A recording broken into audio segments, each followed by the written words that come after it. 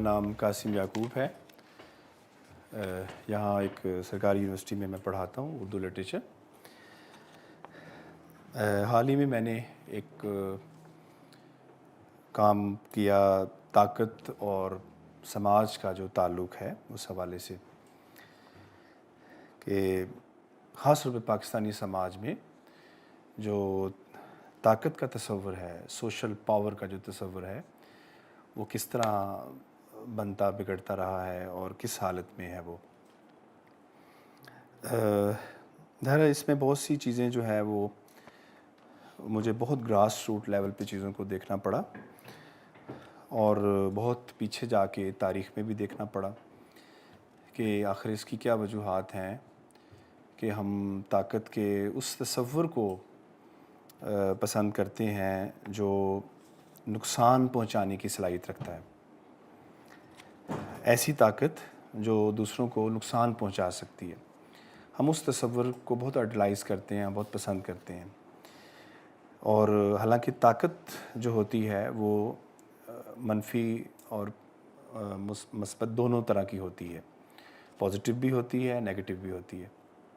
لیکن ہم طاقت کے اس تصور کو بہت زیادہ پسند کرتے ہیں جس میں کسی کو نقصان پہنچانا جو ہے زیادہ آسان ہوتا ہے. تو سب سے پہلے تو یہ ہے کہ طاقت کہتے کسے ہیں، سوشل پاور کسے کہتے ہیں. اصل میں سوشل پاور یا سماجی جو طاقت ہوتی ہے وہ کسی پر اثر انداز ہونے کی قدر ہوتی ہے یا وہ پوٹینشل ہوتا ہے کہ آپ کسی پر اثر انداز ہو سکتے ہیں. ایک آدمی جو کسی پر اثر انداز نہیں ہو سکتا کسی بھی معنوں میں، وہ پاور نہیں رکھتا، وہ پاور لیس آدمی ہے. اب آپ سوچتے ہوں گے کہ میں بحیثیت فرد یہ طاقت رکھتا ہوں کہ کسی نہ کسی حالت میں کسی کو متاثر کروں، وہ خواہ میرا بچہ ہو یا میرا دوست ہو یا میں استاد ہوں تو میرے اسٹوڈنٹس ہیں. اگر میں ایون میں شاپ کیپر بھی ہوں تو میں طاقت رکھتا ہوں کہ میں کسی نہ کسی کو نقصان پہنچا سکتا ہوں، فائدہ دے سکتا ہوں. تو طاقت کسی بھی فارم میں ہو، اگر ہم اس کی بہت بنیادی سی تعریف کریں تو وہ یہ بنے گی کہ میں کسی پر اثر انداز ہونے کی پوٹینشل رکھتا ہوں. طاقت وہ میرے اندر جو صلاحیت ہے کسی پر اثر انداز ہونے کی. تو پولیٹیکل سائنس میں اس کی یہ تعریف کی جاتی ہے کہ ایسی قدر جو کسی پر اثر انداز ہونے کی صلاحیت رکھتی ہے. اچھا، اب یہ منفی بھی ہو سکتی ہے، مثبت بھی ہو سکتی ہے. منفی ان معنوں میں کہ میں اس پوٹینشل کو نیگیٹو استعمال کرتا ہوں، کسی کو نقصان پہنچاتا ہوں اس سے. مثلا ایک سکول ہے، میں وہ سکول بنانے کی طاقت بھی رکھتا ہوں اور ایک سکول گرانے کی طاقت بھی رکھتا ہوں. تو یہ دونوں پوٹینشل جو ہیں میرے اندر، یہ طاقت کا اظہار ہے. اور اگر میں نے اگر میں سکول بنانے کی پوزیشن میں ہوں، یہ میری پازیٹیو طاقت ہے.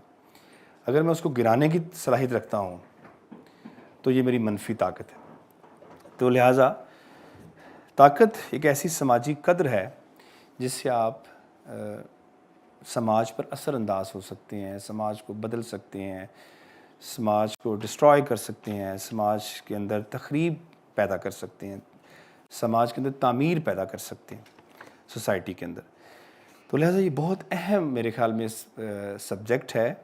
اس پہ بہت کم سوچا گیا یا کم اس کو دیکھا جاتا ہے. اس پہ ضرور ڈبیٹ ہونی چاہیے، اس پہ گفتگو ہونی چاہیے کہ ہمارے ہاں جو طاقت کا تصور ہے، سوشل پاور کا تصور، وہ کیا ہے، اور باقی جو دنیائیں ہیں، خاص طور پہ جو ترقی یافتہ ممالک ہیں، وہاں پر سوشل پاور کا تصور کیا ہے. تو اس حوالے سے میں نے کچھ آپ کے سامنے گزارشات پیش کروں گا. تو سب سے پہلے اگر ہم تاریخ کے اندر دیکھیں یا اساطیر میں جا کے دیکھیں یا بہت پریمیٹیو انسان کو دیکھیں تو طاقت کا تصور ہمیشہ سے انسان کے ساتھ رہا ہے. ایسا نہیں ہے کہ انسان طاقت کے تصور کے بغیر سماج کی تشکیل کرنے میں کامیاب ہوا. جو ہی سماج اس نے بنایا، سوسائٹی بنائی، ایک سوشل کنسٹرکشن میں جو ہی انسان آیا تو اس نے سب سے پہلے طاقت کو کریٹ کیا، اور طاقت سے پھر کلاسز بنی اور ایک طاقتور اور ایک کمزور کا تصور پیدا ہوا، اور یوں یہ جو مارکس کی زبان میں یہ جو جنگ ہے یہ چلتی آ رہی ہے، اور کلاسز کی تقسیم اسی حساب سے چلتی آ رہی ہے اگر ہم دیکھتے ہیں۔ تو اگر ہم بہت پہلے پریمیٹیو انسان کو دیکھیں تو پہلے نہیں تھا ایسا، بہت ابتدا میں جب سماج کا تصور نہیں تھا، اس انسان کی میں بات کر رہا ہوں، اس وقت انسان ایک دوسرے پہ بہت زیادہ انحصار کرتا تھا، ڈیپینڈ تھا وہ ایک دوسرے پہ۔ جب اس نے دیکھا کہ میں ان کے بغیر بھی رہ سکتا ہوں، دوسروں کے بغیر، وہاں پر تصور پیدا ہوا۔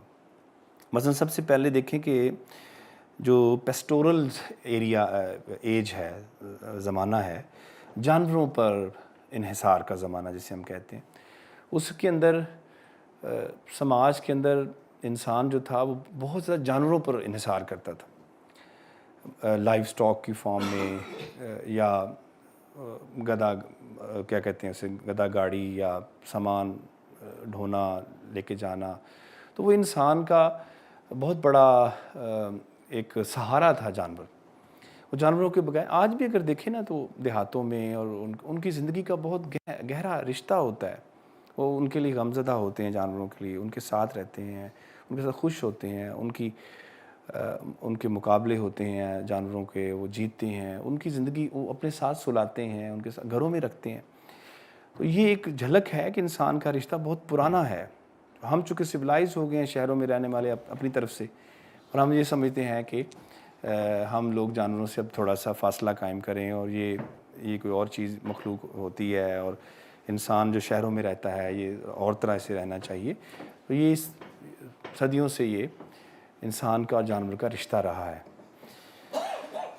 یہاں پر ایک تصور اس کا پیدا ہوا کہ میں اس پہ تسلط رکھتا ہوں، میں جانور پر تسلط رکھتا ہوں، میں اسے ہانک سکتا ہوں، میں اس کو ذبح کر سکتا ہوں، میں اس کا گوشت کھا سکتا ہوں، لیکن ڈپینڈنسی بھی بہت زیادہ اس پہ انحصار بھی تھا، اس کو وہ چھوڑ بھی نہیں سکتے تھے۔ پھر اگلا زمانہ جو ہے وہ زرعی زمانہ جو ہے، زرعی سماج کا تصور جو ہے وہ پیدا ہوتا ہے، جب ہارٹیکلچر یا ایگریکلچر جو ہے وہ سماج پیدا ہوتا ہے۔ اس کے اندر ہم دیکھتے ہیں کہ انسان جو ہے پھر وہ زراعت پہ بہت زیادہ انحصار کرنا شروع کر دیتا ہے، اور وہ غلہ، اناج یا ایسی پروڈکٹ بنانا شروع کر دیتا ہے جس کے تصور سے یا جس کے تسلط سے اس کے ہاں خوشحالی آ سکتی ہے، جو اس کو پاور دیتا ہے، طاقت کا ایک تصور دیتا ہے کہ یہ میرے پاس موجود ہے، میرے پاس ہے، اس فلاں کے پاس نہیں ہے یا میرے پاس ہے۔ یہیں سے ہم دیکھتے ہیں کہ پھر وہ جاگیرداری کا تصور پیدا ہوا کہ یہ زمین ہے، اور یہ زمین جو ہے پروڈیوس کرتی ہے، اور جو پروڈکشن ہے یہ میری ہے، اور میرا اس پہ تسلط ہے، اور یہ جو زمین جس کے پاس نہیں ہے اس کے پاس یہ چیز بھی یا تسلط بھی اس کے پاس نہیں ہے۔ یوں ہم دیکھتے ہیں کہ یوں ایک جاگیرداری تصور جو پیدا ہوتا ہے، اس جاگیرداری سماج کے اندر پھر ایک طاقتور اور کمزور نے جڑیں بنانا شروع کر دیں۔ اور پھر آپ جانتے ہیں کہ صنعتی سماج جو ہے پچھلے 400-500 سال سے 600 سال سے جو ہمارا اتنا پرانا نہیں ہے، اور ان 600 سالوں میں جو صنعتی سماج ہے، انڈسٹریل ایج جو ہے وہ شروع ہوتی ہے، تو اس کے اندر انڈسٹری یعنی جو مشین ہے وہ ریپلیس کر لیتی ہے ایگریکلچر کو، زمین کو، اور جس کے پاس مشین ہے اس کے پاس پروڈکشن ہے، مینز آف پروڈکشن اس کے پاس ہے، اور یوں وہ مینز آف پروڈکشن کے ذریعے وہ طاقت کو حاصل کر سکتا ہے، اور جس کے پاس یہ نہیں ہے وہ محروم ہے، کمزور ہے، لہٰذا یوں ایک جو ہے ڈویژن پیدا ہو جاتی ہے، اور وہ کسی کو جو ہے محروم کر سکتا ہے، کسی کو دے سکتا ہے، نواز سکتا ہے، یوں اس کے پاس پاور ہے۔ تو لہٰذا یہ جو فیوڈل سماج کا جو تصور ہے وہ یہاں سے ایگریکلچر ایریا سے پیدا ہوتا ہے، جانوروں پر انحصار سے پیدا نہیں ہوا اس طرح، لیکن جب فیوڈل سماج شروع ہوا یا ایگری سماج شروع ہوا، اس کے اندر جاگیر کا تصور پیدا ہوا، میری رجیم ہے، میری رایا ہے، اس کا حاکم ہوں، یہ میری چیز ہے، میں کسی کو دے سکتا ہوں، کسی سے چھین سکتا ہوں، کسی کو غلام بنا سکتا ہوں. تو یہ تصور، فیوڈل تصور جو ہے، یہ پوری دنیا میں ابھی بھی کسی نہ کسی شکل میں موجود ہے. میں تصور کی بات کر رہا ہوں. ضروری نہیں ہے کہ وہ ذرائع، وہ پروڈکشن کے، وہ سارا کلچر بھی وہ موجود ہو، لیکن یہ تصور موجود ہے کہ یہ میرا ہے، یہ میری چیز ہے اور میں تسلط رکھتا ہوں اور یہ اس کے پاس نہیں ہے اور میں اس کے ذریعے محروم کر سکتا ہوں، اس کو نقصان پہنچا سکتا ہوں، یا اس سے میں زندگی میں زیادہ لافٹی ہوں، زیادہ تسلط رکھتا ہوں زندگی سماج پر. یہ تصور جو ہے یہ بہت جیسے دوسرے لفظوں میں کہنا چاہیے گھٹیا تصور ہے سماج کا، فیوڈل سماج کا تصور. یہ کسی نہ کسی شکل میں آج بھی قائم ہے اور ہمارے سماج میں بہت زیادہ ہے. اس پہ اب تفصیل سے بات کرتے ہیں کہ ہم فیوڈل سماجیات سے ابھی تک کیوں نہیں نکل سکے اور ہم کسی نہ کسی شکل میں آج بھی اسی طرح کا. اچھا، زمین چونکہ طاقت رکھتی ہے، آپ اسے تقسیم کر سکتے ہیں، اور جس کے پاس زمین نہیں ہے وہ اس تصور کے ساتھ جیتا ہے کہ میرے پاس زمین نہیں ہے، مجھے اس پہ ڈیپینڈ کرنا ہے، مجھے اس پہ انحصار کرنا ہے. لہٰذا طاقتور جو ہے وہ کمزور کو یہ احساس دلائے رکھتا ہے، یہ یقین دلائے رکھتا ہے کہ میں تمہیں تحفظ دے سکتا ہوں، میں چاہوں تو تمہیں تحفظ نہیں بھی دے سکتا. وہ اس یقین کے ساتھ کمزور جو ہے وہ جیتا ہے اور وہ اس یقین کو اپنے اوپر لاگو کیے رکھتا ہے کہ یہ اگر چاہے تو مجھے فائدہ دے سکتا ہے، اگر یہ چاہے تو مجھے فائدہ نہیں دے سکتا. اس کی کنیکشنز میں آپ کو مختلف مثالوں سے بتاؤں گا کہ کس طرح ہمارے سماج میں یہ فیوڈل کلچر جو ہے یہ موجود ہے. طاقتور کا فیوڈل کلچر آج بھی موجود ہے. وہ کسی بھی فارم میں عہدہ دار ہے یا عہدہ نہیں رکھتا، وہ اس کے ذہن میں یہ فیوڈل سماجیات کا تصور موجود ہے. اچھا، ہمیں کیوں اٹریکٹ کرتی ہے طاقت؟ طاقت کا جو فوری تصور ہے ہمارے اندر کہ پاور کا ایک تصور آتا ہے، چھیننے کا، لپٹنے کا، مارنے کا، اور جس کے پاس یہ ہو وہ بہت اپنے آپ کو اچھا سمجھتا ہے یا بڑا مضبوط سمجھتا ہے. اس کی بہت بڑی وجہ یہ ہوتی ہے کہ ہم طاقت کے حسی تصور سے جڑے ہوئے ہوتے ہیں، اور جو طاقت کا جمالیاتی تصور ہے وہ طاقت جو مجھے اثر انداز مجھے کرتی ہے، لیکن جمالیاتی سطح پر ایستھیٹیکلی میں متاثر ہوتا ہوں. طاقت کا وہ تصور مجھے اچھا نہیں لگتا یا وہ براہ راست نہیں ہوتا. سینسز کے ساتھ جو چیز جڑی ہوتی ہے، تصور جڑا ہوتا ہے، وہ ہمیں زیادہ جلدی اٹریکٹ کرتا ہے. مجھے کھانے کی کوئی چیز ملے گی، میں زیادہ جلدی اس سے متاثر ہوں گا. مجھے کوئی گاڑی دے دے، مجھے گھر دے دے، مجھے کوئی جو میری سینسز کو تسکین دے گا، وہ تصور مجھے زیادہ اٹریکٹ کرے گا اور جلدی اٹریکٹ کرے گا. لے مین اپروچ کے حساب سے میں کہہ رہا ہوں. اگر میں کہوں کہ یہ مجھے پڑھائے گا اور میں بڑا آدمی بن جاؤں گا، میں زندگی کا ایکسپوجر کروں گا اور استھیٹکس کے اس درجے پر پہنچ جاؤں گا، لہٰذا یہ حسی تصور نہیں ہے، یہ استھیٹیکل تصور ہے. لہٰذا میں اس کے اثر انداز ہونے کی پوٹینشیل سے متاثر نہیں ہوتا. میں منفی تصور سے جلدی متاثر ہو جاؤں گا، یعنی اس کی جو سینسل اس کی جو سطح ہے وہ مجھے زیادہ اٹریکٹ کرے گی اور میں زیادہ جلدی اس سے متاثر ہوں گا اور میں اس کو زیادہ اچھا کہوں گا. تو یہ فیوڈل تصور ہے، یاد رکھیں یہ فیوڈل تصور ہے. اس فیوڈل تصور کی وجہ سے جو ہے ہم سماج کے اندر جو حسی تصور ہے طاقت کا، اس کو ہم پسند کرتے ہیں، وہ ہمیں اچھی لگتی ہے. آپ اپنے ارد گرد دیکھ سکتے ہیں جو طاقت کے جمالیاتی تصور سے جڑے ہوئے ہیں یا علمی تصور سے جڑے ہوئے لوگ ہیں، پاورفل لوگ، ٹھیک ہے، وہ ہمارے ہاں طاقتور نہیں کہلائے جاتے. اور ایسے لوگ جو ہم سینسل سطح پہ جڑے ہوتے ہیں، ہمیں حسی طور پہ تسکین دیتے ہیں. ہمیں کوئی بہت بڑی گاڑیاں گزریں گی تو وہ ہم اس سے اٹریکٹ ہوں گے، اس سے متاثر ہوں گے. جس کے پاس بہت دولت ہے، بہت پیسہ ہے، جس کے پاس ایون خوبصورتی بھی جس کے پاس ہے، وہ بھی ہماری جو ہے اس سے ہم متاثر ہوتے ہیں، چونکہ وہ ہمیں براہ راست تسکین جو ہے ہماری استھیٹکس کو وہ دے رہی ہے، سینسز کو دے رہی ہے. لیکن ایسا تصور جو میرے وجدان میں اترے، مجھے قائل کرے، مجھے مائل کرے، مجھے سکھائے، مجھے میری تربیت کرے، ایک بہت عرصے کے بعد وہ مجھے متاثر کرے اور کسی کو پتہ بھی نہ ہو کہ میں متاثر بھی ہوا ہوں کہ نہیں. لہٰذا وہ تصور جو ہے، ہمارے یہاں تھنک ٹینک دیکھ لیں، ہمارے بڑے بڑے انٹلیکچوئلز دیکھ لیں، پینٹرز دیکھ لیں، ہمارے رائٹرز دیکھ لیں، وہ بالکل بیچارے محروم ہیں، انہیں کوئی نہیں پوچھتا. ہمارا مین سٹریم میڈیا کبھی نہیں ان کو سنا، نہ کبھی آپ نے سوچا.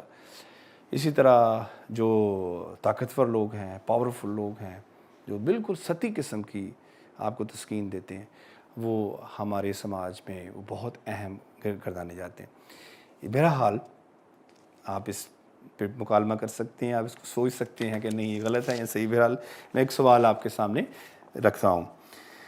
اچھا، ساخت جو ہوتی ہے، سٹرکچر جو ہوتی ہے سماج کے اندر، طاقت جو ہے وہ ایک سٹرکچر کے اندر موجود ہوتی ہے، اور اس سٹرکچر کا ایک مرکز ہوتا ہے. طاقت، بہت سی طاقت کی شکلیں ہیں نا سماج کے اندر، سوسائٹی کے اندر. تو اس کے اندر جو سینٹرل پاور ہوگی، وہاں سے باقی طاقتیں اپنے آپ کو ماپتی ہیں. وہاں سے وہ اپنے آپ کو چھوٹی یا بڑی طاقت یا کمزور ہونے کا تصور جو ہے پیدا ہوتا ہے کہ بھئی میں کمزور کیوں ہوں. میں سینٹر کو سامنے رکھوں گا طاقت کے، میں کہوں گا کہ ہاں اس وجہ سے میں کمزور ہوں کہ میں اس جیسا نہیں ہوں. یعنی آپ ڈفرینشیٹ کرتے ہیں کسی سینٹر سے. تو پاور ہمیشہ جو ہوتی ہے، طاقت جو ہوتی ہے کسی بھی سماج کے اندر، وہ سینٹرلائز ایکٹیویٹی بننے کی کوشش کرتی ہے، وہ بنتی ہے. آپ اس کو ہر طرح کے تصور سے جڑے، علم کی پاور، جمالیات کی طاقت، آرٹ کی طاقت، اسی طرح پولیٹکس کی، سماجیات میں پولیٹکس کی طاقت، اور اسی طرح اچھی زندگی کیا ہوتی ہے، اچھا زندگی کا معیار کیا ہوتا ہے. آپ سب سینٹر سے چیزوں کو ماپتے ہیں. آپ اس کے اپنے کانٹیکس میں نہیں دیکھتے. غیر شعوری طور پر ہم اس کو سینٹر سے ماپتے ہیں. ہم کہتے ہیں یار تم اچھے. آپ بچوں کو دیکھتے ہیں، آپ مائیں کہتی ہیں نہیں تم نالائق ہو، تم ویسے نہیں ہو. کلاس کے اندر جو تصور ہے، تعلیم کا تصور کہ تم نے فلاں گول کو اچیو کرنا تھا، وہاں سے تم اتنے فاصلے پر ہو، لہذا تم نے یہ کرنا تھا، تم یہاں ہو. یہ جو تضاد ہے، یہ پیراڈاکسیکل تضاد جو ہے ہمارے ہاں جو بنایا جاتا ہے، یا ڈفرینسیشن سے، تفریق سے جو چیزوں کو ہم ماپتے ہیں، یہ جو ہے سٹرکچر کے اندر ساخت کے تصور سے جڑا ہوا ہے. اچھا، جو میتھمیٹیکل ساخت ہوتی ہے، یہ جو ادارہ ہے میتھمیٹیشنز کا ادارہ ہے، تو جو میتھمیٹکس کی جو ساخت ہوتی ہے وہ کبھی بھی مرکز سے چیزوں کو نہیں ماپتی. مثلا میتھمیٹکس کا ڈیجٹس کا کوئی مرکز نہیں ہوتا. ڈیجٹ جو ہے، ڈیجٹ کی جو امپورٹنس ہے، اس کی اہمیت ہے، اس کی جو ویلیو ہے، وہ اس کی اپنی ویلیو ہے. اتنی اہم ویلیو ہے کہ آپ 9 کے بغیر 10 کا تصور نہیں کر سکتے. آپ 0 کے بغیر 2 کا 3 کا تصور نہیں کر سکتے. اتنی امپورٹنس ہے. وہ سب ایکول ہیں سٹرکچر کے اندر. میتھمیٹیکل ساخت کے اندر بھی ایسے ہی ہوتا ہے. ہر آدمی امپورٹنٹ ہے، ہر فرد امپورٹنٹ ہے، ہر چیز امپورٹنٹ ہے. سٹرکچر جو ہے، ایون ایک انوائرمنٹل سٹرکچر ہوتا ہے، ایک پتا بھی اس کے اندر غیر اہم نہیں ہے. سب ایکول ہیں، ایک دوسرے کے ساتھ جڑے ہوئے ہیں. وہ کہا جاتا ہے نا کہ آپ یہاں سے انگلی بھی ہلائیں تو کہیں نہ کہیں اس کا اثر جاتا ہے. تو سب ایک دوسرے سے جڑے ہوئے ہیں سٹرکچر کے اندر. لیکن ہوتا یہ ہے کہ سماج کے اندر کچھ طاقت کے کچھ ذرائع یا طاقت کی کچھ قسمیں جو ہیں وہ مل کے ایک پاور کو سینٹرل پاور کا تصور رائج کرتی ہیں. رائج کی جاتا ہے کہ میں طاقتور ہوں، آپ طاقتور نہیں ہیں. یہ رائج کیا جاتا ہے ہر میدان میں، ہر فیلڈ میں، ہر شعبے میں، زندگی کے ہر شعبے میں. سماج کا تصور طاقت کے بغیر نہیں ہو ہی نہیں سکتا. آپ وہاں سے ماپیں گے، وہاں سے جج کریں گے، وہاں سے دیکھیں گے.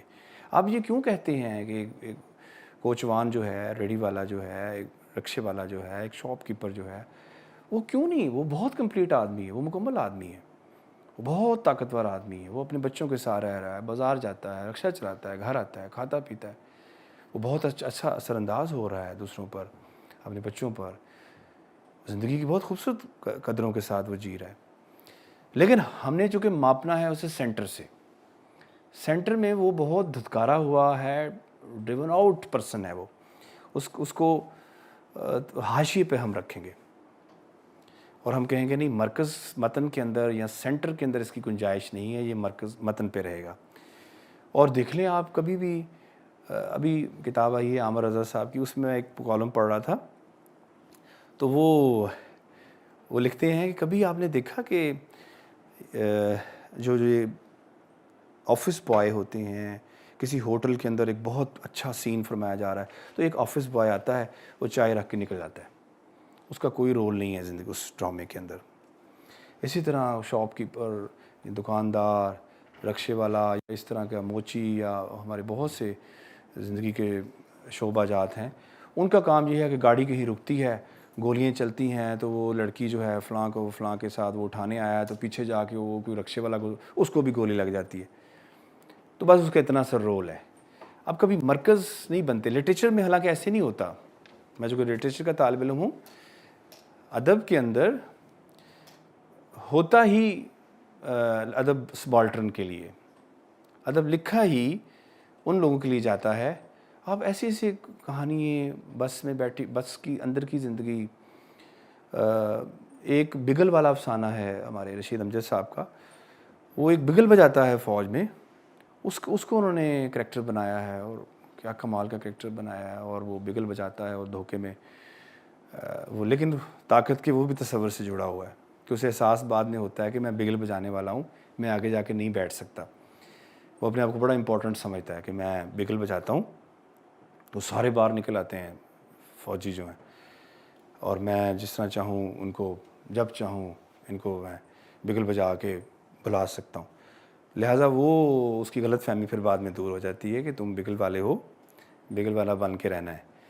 تو لہٰذا وہ ہمیشہ حاشی پہ طاقتور ہوتے ہیں، سٹرکچر کے اندر مارجنل لائن جسے کہتے ہیں، وہ ہمیشہ مارجنل لائن پہ ہوتے ہیں، وہ کبھی بھی سینٹرل پارٹ کا حصہ نہیں بنتے۔ لہٰذا لیکن سٹرکچر کے اندر، سوشل سٹرکچر کے اندر کوئی بھی اہم یا کمزور نہیں ہوتا، سب کی اپنی اپنی پارٹیسپیشن ہوتی ہے۔ ہم سماج میں ایک دوسرے کے ساتھ مل کے کام کر رہے ہوتے ہیں، ایک دوسرے کے لیے کام نہیں کر رہے ہوتے، ایک دوسرے کے ساتھ کام کر رہے ہوتے ہیں۔ یہ پتہ نہیں کیوں تصور، یہ فیوڈل تصور ہے کہ I am working for you, یہ والا تصور پتہ نہیں کیوں ہے۔ آئی ایم ود یو آئے گا، ٹھیک ہے نا، میں آپ کے ساتھ کام کر رہا ہوں۔ ایک جو چپڑاسی ہے، خاک روک ہے، جو مالی ہے، جو اپنے ہاتھوں سے مٹی کو کھود رہا ہے اور اسے صاف کر رہا ہے، اس کی بھی اپنی امپورٹنس ہے، وہ اپنا کام کر رہا ہے، آپ اپنا کام کریں۔ آپ ٹھیک ہے، آپ آفیسر ہیں، آپ اپنا کام کر رہے ہیں، وہ اپنا کام کر رہا ہے۔ یہ جو کنٹراسٹ ہے کہ میں گھٹیا ہوں تم اعلیٰ ہو، تم اعلیٰ ہو، یہ والا تصور جو ہے ہمیں، یہ اس وقت پیدا ہوتا ہے جب کوئی ساخت ساخت کے اندر کچھ طاقتیں سینٹرلائز حیثیت اختیار کرنا شروع کر جاتی ہیں، اور اس وقت پھر ہم وہاں سے چیزوں کو ماپنا شروع کر دیتے ہیں۔ اور ہوتا یہ ہے کہ ہمیں اپنی دیہات خوبصورت نہیں لگتے، ہمیں اپنی خواتین اچھی نہیں لگتی، ہمیں یورپین کنٹریز اچھے لگتے ہیں، ہمیں معیارات ہمارے سامنے ڈیولپ کر دی جاتے ہیں۔ تو یہ فیوڈل تصور ہے طاقت کا، کہ یہ ہے سینٹرل پاور، یہاں سے چیزوں کو آپ ماپیں۔ یہ دنیا بھر میں رہا، کلونیل ایٹیچیوڈ ہمیشہ یہ رہا ہے۔ کلونیل ایٹیچیوڈ ایک فیوڈل ایٹیچیوڈ ہے، میں ایسے کہوں گا۔ وہ جہاں بھی کالونیاں بنائیں گی، انہوں نے یہ پہلا تصور یہ قائم کیا، انہوں نے یہ تصور بنایا کہ ہم عرفہ اعلیٰ اور حاکم ہم ہیں، اور ہمارا آپ پر حکمرانی کرنا ہمارا رائٹ، ہمارا حق ہے۔ اس کی وجوہات ہیں، وہ بتاتے ہیں، کہتے ہیں بھائی یہ دیکھو وجوہات، ہم دیکھو ہم اعلیٰ تہذیب رکھتے ہیں، تمہاری تہذیب اعلیٰ ہے؟ نہیں، تمہاری تہذیب اعلیٰ نہیں ہے۔ ہم زبان ہماری اچھی ہے، تم کیا بولتے ہو یہ زبانیں؟ इनको उन्होंने बोलियाँ कहा, ठीक है, ये बोलियाँ हैं, मुकामी बोलियाँ हैं। अभी तक हम मुकामी ज़ुबानें कहते हैं, ये नहीं कहना चाहिए। अब इतनी इतनी बड़ी पश्तो को मुकामी ज़ुबान आप कहेंगे, सिंधी को, और कई कंट्रीज से ज़्यादा लोग जो हैं, कई ये ज़ुबान जो है बड़ी ज़ुबान है, यहाँ बोलने वाले बड़े ज़्यादा हैं। इस तरह पंजाबी को क्या ये मुकामी ज़ुबान कहें, कई ममालिक से ज़्यादा लोग इसको पंजाबी को बोलते हैं, दोनों तरफ अगर लगाया जाए। तो लिहाजा ये मुकामी ज़ुबानों का तसव्वुर जो है ये अंग्रेज़ पीरियड में दिया गया, हमें कॉलोनी के दौर में दिया गया, और सबसे आला ज़ुबान का तसव्वुर उन्होंने अंग्रेज़ी को दिया। फिर उसके बाद उनकी मजबूरी थी, उन्होंने उर्दू को पिकअप किया और उर्दू के लिए बहुत काम किया, उर्दू को फैलाया चलाया। ये अलग बात है कि उर्दू ज़ुबान जो है वो समाज के अंदर जड़ें बनाती रही, और उसकी उन्होंने वजह भी थी, वो फ़ारसी से में काटना चाहते थे। फ़ारसी से डिस्कनेक्ट करके एक नया एक नैरेटिव बनाना चाहते थे कि भाई आप इसके करीब रहें, उसके करीब मत जाएं, क्योंकि वो बादशाहों की ज़ुबान थी, उसके अंदर एक ख़ास तरह का नैरेटिव मौजूद रहा है, बादशाही नैरेटिव जिसे कहते हैं, दरबार नैरेटिव। लिहाजा उन्होंने काट के हमें जोड़ा उर्दू के साथ। उर्दू को बहुत फ़रोग़ दिया, फोर्ट विलियम कॉलेज की फॉर्म में दिल्ली कॉलेज बनाया उन्होंने 1825 में, 1800 में उन्होंने बनाया फोर्ट विलियम कॉलेज। गो कि उसकी वजूहात कुछ और थी, वो चाहते थे कि मुकामी ज़ुबानें सीखी जाएं और मुकामी ज़ुबानों को सीख के अच्छी हुक्मरानी की जाए। लेकिन ये नैरेटिव जो है वो ज़्यादा देर नहीं चला, और बाद में उन्होंने कहा कि भाई हम आपकी ज़ुबानें क्यों पढ़ते फिरें, ऐसे हलकान किया हुआ आपको, क्यों ना आप हमारी ज़ुबान बोलें, आप हमारे जैसे बने, हम आपको क्यों बनाएं आप जैसे बने। हुक्मरानी करने के लिए ये भी तो हो सकता है ना कि आप हमारे जैसे बने, क्योंकि सेंट्रल पावर तो हम हैं, आपको बनना चाहिए हमारे जैसा कि हमें आपको जैसा बनना चाहिए। तो उन्होंने इस तसव्वुर को, मैकाले ने, ख़ास लॉर्ड मैकाले ने, बड़ा यंग बॉय, वो 35-30 साल की उम्र में यहाँ आया, 1800 में तो वो पैदा हुआ था, तो 1835 में और 37 में उन्होंने वो पिनल कोड दिया, और साथ उसने ये नई पॉलिसी दी कि हमने किस तरह गवर्न करना है, किस तरह इनको चलाना है सब कॉन्टिनेंट के लोगों को। और वो मशहूर बात आप जानते हैं कि उसने कहा कि ये अपने वज़ाक़ता में हिंदुस्तानी होंगे, लेकिन ब्रेन इनका जो है वो ब्रिटेन होगा। और आज तक हम वैसे ही हैं, मैं भी आपके सामने हूँ, ठीक है हम सब ऐसे ही हैं, और हमारे ब्रेन जो हैं वो कैप्चर्ड हैं उनके साथ। और ये नैरेटिव डेवलप करना, इस पर मैं बात करता हूँ कि नैरेटिव की पावर कितनी होती है। तो ये कॉलोनी का तसव्वुर जो है ये सेंट्रल तसव्वुर होता है स्ट्रक्चर साख्त के अंदर, समाजी साख्त के अंदर। जो ही वो समाज के अंदर, सोसाइटी के अंदर उसमें दाखिल होते हैं, तो सबसे पहला ये तसव्वुर देते हैं कि भाई सेंटर हम हैं, आप सेंटर नहीं हैं, ठीक है। ये तसव्वुर हर फॉर्म में आपको मिलेगा, आप इस पर ज़रूर सोचें। ऑफिसर आता है, वो कहेगा आइंदा से सेंटर मैं हूँ, मेरी हर बात मेरी बात हो, राइट होगी, रॉन्ग राइट, मैं हंसूँ आपने हंसना है, मैं रोऊँ आपने रोना है, ठीक। वो तसव्वुर वो देता है, सेंट्रल पावर का तसव्वुर वो देता है। टीचर क्लास में ये देता है कि मैं अथॉरिटी हूँ, मैं सेंटर हूँ, यहाँ से आपने चीज़ों को, अच्छी बुरी चीज़ को इस सेंटर से देखना। ये वही कॉलोनी का तसव्वुर है जो हमारे समाज में किसी न किसी शक्ल में राइज है।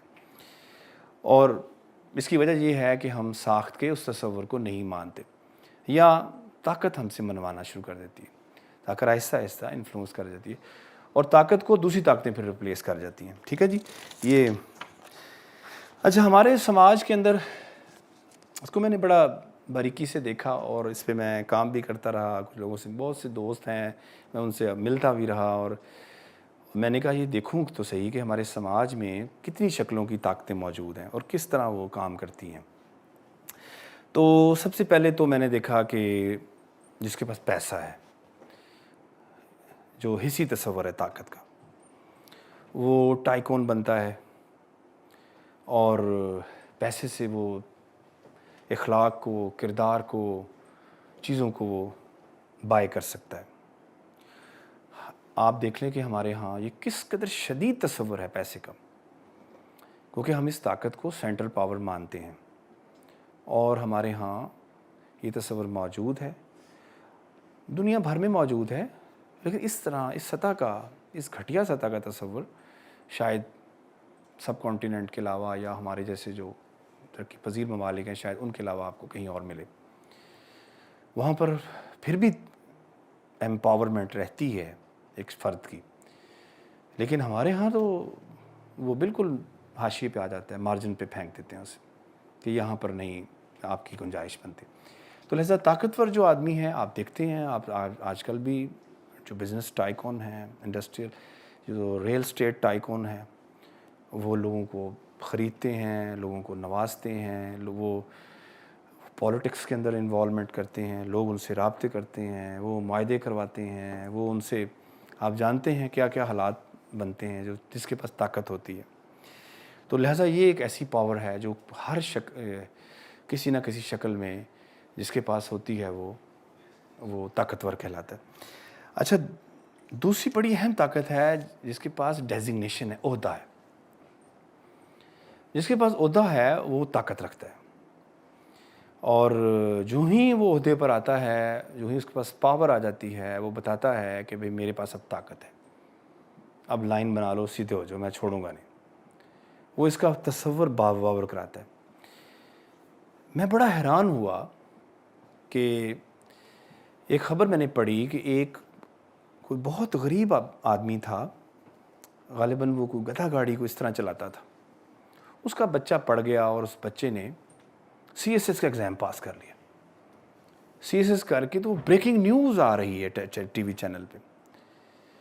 میں نے ایک دفعہ 1 منٹ کے لیے سوچا، میں نے کہا یار یہ بریکنگ نیوز کیوں آ رہی ہے؟ اس پہ ذرا اس کی ڈیکنسٹرکشن تو کریں اس ساری اس ٹیکسٹ کی جو یہ میرے سامنے آیا ہے. اس لیے کہ وہ انتہائی پاور لیس آدمی، وہ مارجن لائن پہ ہے، وہ سینٹر میں آ گیا ہے، وہ پاور کا حصہ بن گیا. لہٰذا وہ وہاں پر اب آپ کو بتائے گا، وہ پاور میں آ گیا. خبر ہے اگر وہی غریب کا بچہ MIT سے فزکس میں ماسٹرز کر کے آتا یا PhD کر کے، یہ کوئی نیوز نہیں ہے. اس کے پاس پاور نہیں ہے، اٹامک انرجی میں جاب کرتا، وٹ. وہ ٹیچر بن گیا ہے، بہت بڑا طاقتور ٹیچر ہے، پڑھاتا ہے جی فلاں جگہ نسٹ میں پڑھاتا ہے فلاں وٹ. یار اس نے پنسلوینیا سے، اس نے ہارورڈ سے، اس نے مشیگن سے اس نے ڈاکٹریٹ کی ہے. وہ کہتا ہے سو وٹ. اگر اس نے گریجویشن کر کے اگر وہ حصہ بن گیا ہے پاور، وہ اس لیے کہ وہ پاور سٹرکچر کا حصہ بن گیا. یہ خبر ہے، یہ نیوز ہے، وہ خبر نہیں ہے. ہم فیوڈل سوچ سے جڑے ہوئے ہیں، فیوڈل سماجیات ہمارا تصور ہے کہ اب یہ اس سطح کا جہاں سے چیزوں کو ہم ماپ رہے تھے یہ وہاں چلا گیا ہے، یہ سینٹر خود بن گیا ہے. تو لہٰذا یہ اس کے پاس طاقت ہے، اور یہی ہمارا مقصد تو یہی ہے. سارا ہم جس کے لیے دن رات کام کرتے ہیں وہ انہی 4-5 شکلوں میں ہوتی ہے. ٹھیک ہے، وہ آپ نے DC والا واقعہ نہیں سنا؟ ایک ڈپٹی کمشنر ایک خاتون کو جو ہے دعا دیتی ہے کہ اللہ تن پٹواری بناوے. وہ اس کی مدد کرتا ہے یا کیا ہے، ملنے آتا ہے تو وہ گاؤں میں، تو وہ آگے سے کہتی ہے تو بہت اچھا ہے، اللہ تعالیٰ تن پٹواری بناوے.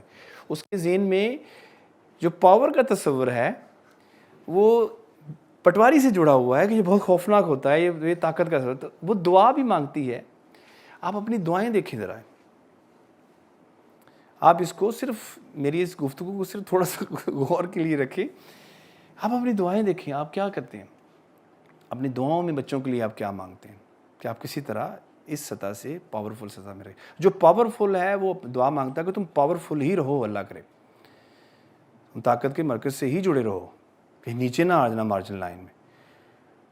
تو اس کی صرف وجہ وہی ہے کہ ہم اسی کالونی کے تصور سے یا ان فیوڈل سماجیات کے تصور سے ابھی تک جڑے ہوئے ہیں، اس طرح جڑے ہیں. اچھا، پھر ہمارے ہاں ایک بہت اہم جو ہے وہ مذہبی پاور ہے. جو مذہبی رہنما ہے یا علماء ہیں وہ یہ سمجھتے ہیں اپنے آپ کو، پہلے تو ان کی باری آئی، میں ان پہ بات کرنا چاہتا ہوں کہ وہ یہ خود سمجھتے ہیں کہ ہم ایک ایسی پاور رکھتے ہیں جو گاڈ اور پبلک کے درمیان، رائے عوام لوگوں کے درمیان ایک برج بنا سکتی ہے، برج کریٹ کر سکتی ہے. تو لہٰذا میرے پاس وہ طاقت ہے، میں آپ کو وہ لے کے دے سکتا ہوں. جی بتائیں آپ نے کیا مانگنا ہے. وہ لوگ ان کے پاس جاتے ہیں, وہ کہتے ہیں گاڈ سے لے کے دیتا ہوں. تو ان کی رونق آپ کو حیران کن ہوتی ہے. اب گدی نشینوں کی یہ جو گدییں ہیں, یہ جو فلاں شریف اور فلاں شریف, آپ وہاں داخل نہیں ہو سکتے, ان سے مل نہیں سکتے آپ. ان کا ذرا سلام لینا یا ان کی کیونکہ وہ یہ تصور کرتے ہیں کہ طاقت میرے پاس ہے اور گاڈ کی طاقت مجھے عطا ہوئی ہے اور میں آپ کو دے سکتا ہوں چیزیں. اچھا آپ دور کی بات کیوں کرتے ہیں؟ ہمارے پولیٹکس دیکھیں, ہماری پولیٹیشنز دیکھیں, سیاستدان کے پاس جاتے ہیں, شادیاں کر لیتے ہیں ان کے ساتھ کہ کسی طرح ہم طاقت کے مرکز کا حصہ بنا دیں, ہم ان سے جڑ جائیں کسی طرح, ہمیں یہ لے کے دے سکتا ہے. ہمارے کون سا پولیٹیشین, بڑا پولیٹیشین جو ہے وہ گدیوں کے پاس نہیں گیا. وہ ان گدیوں کے پاس جاتے تھے اور انہیں کہتے تھے جی مہربانی کریں, حالات بڑے خراب ہیں, اور وہ کہتے تھے اچھا میں تمہیں گاڈ سے پاور لے کے دیتا ہوں. اور وہ لے کے دیتے ہیں, ٹھیک ہے, وہ لے کے دیتے ہیں, انہوں نے دی ہے.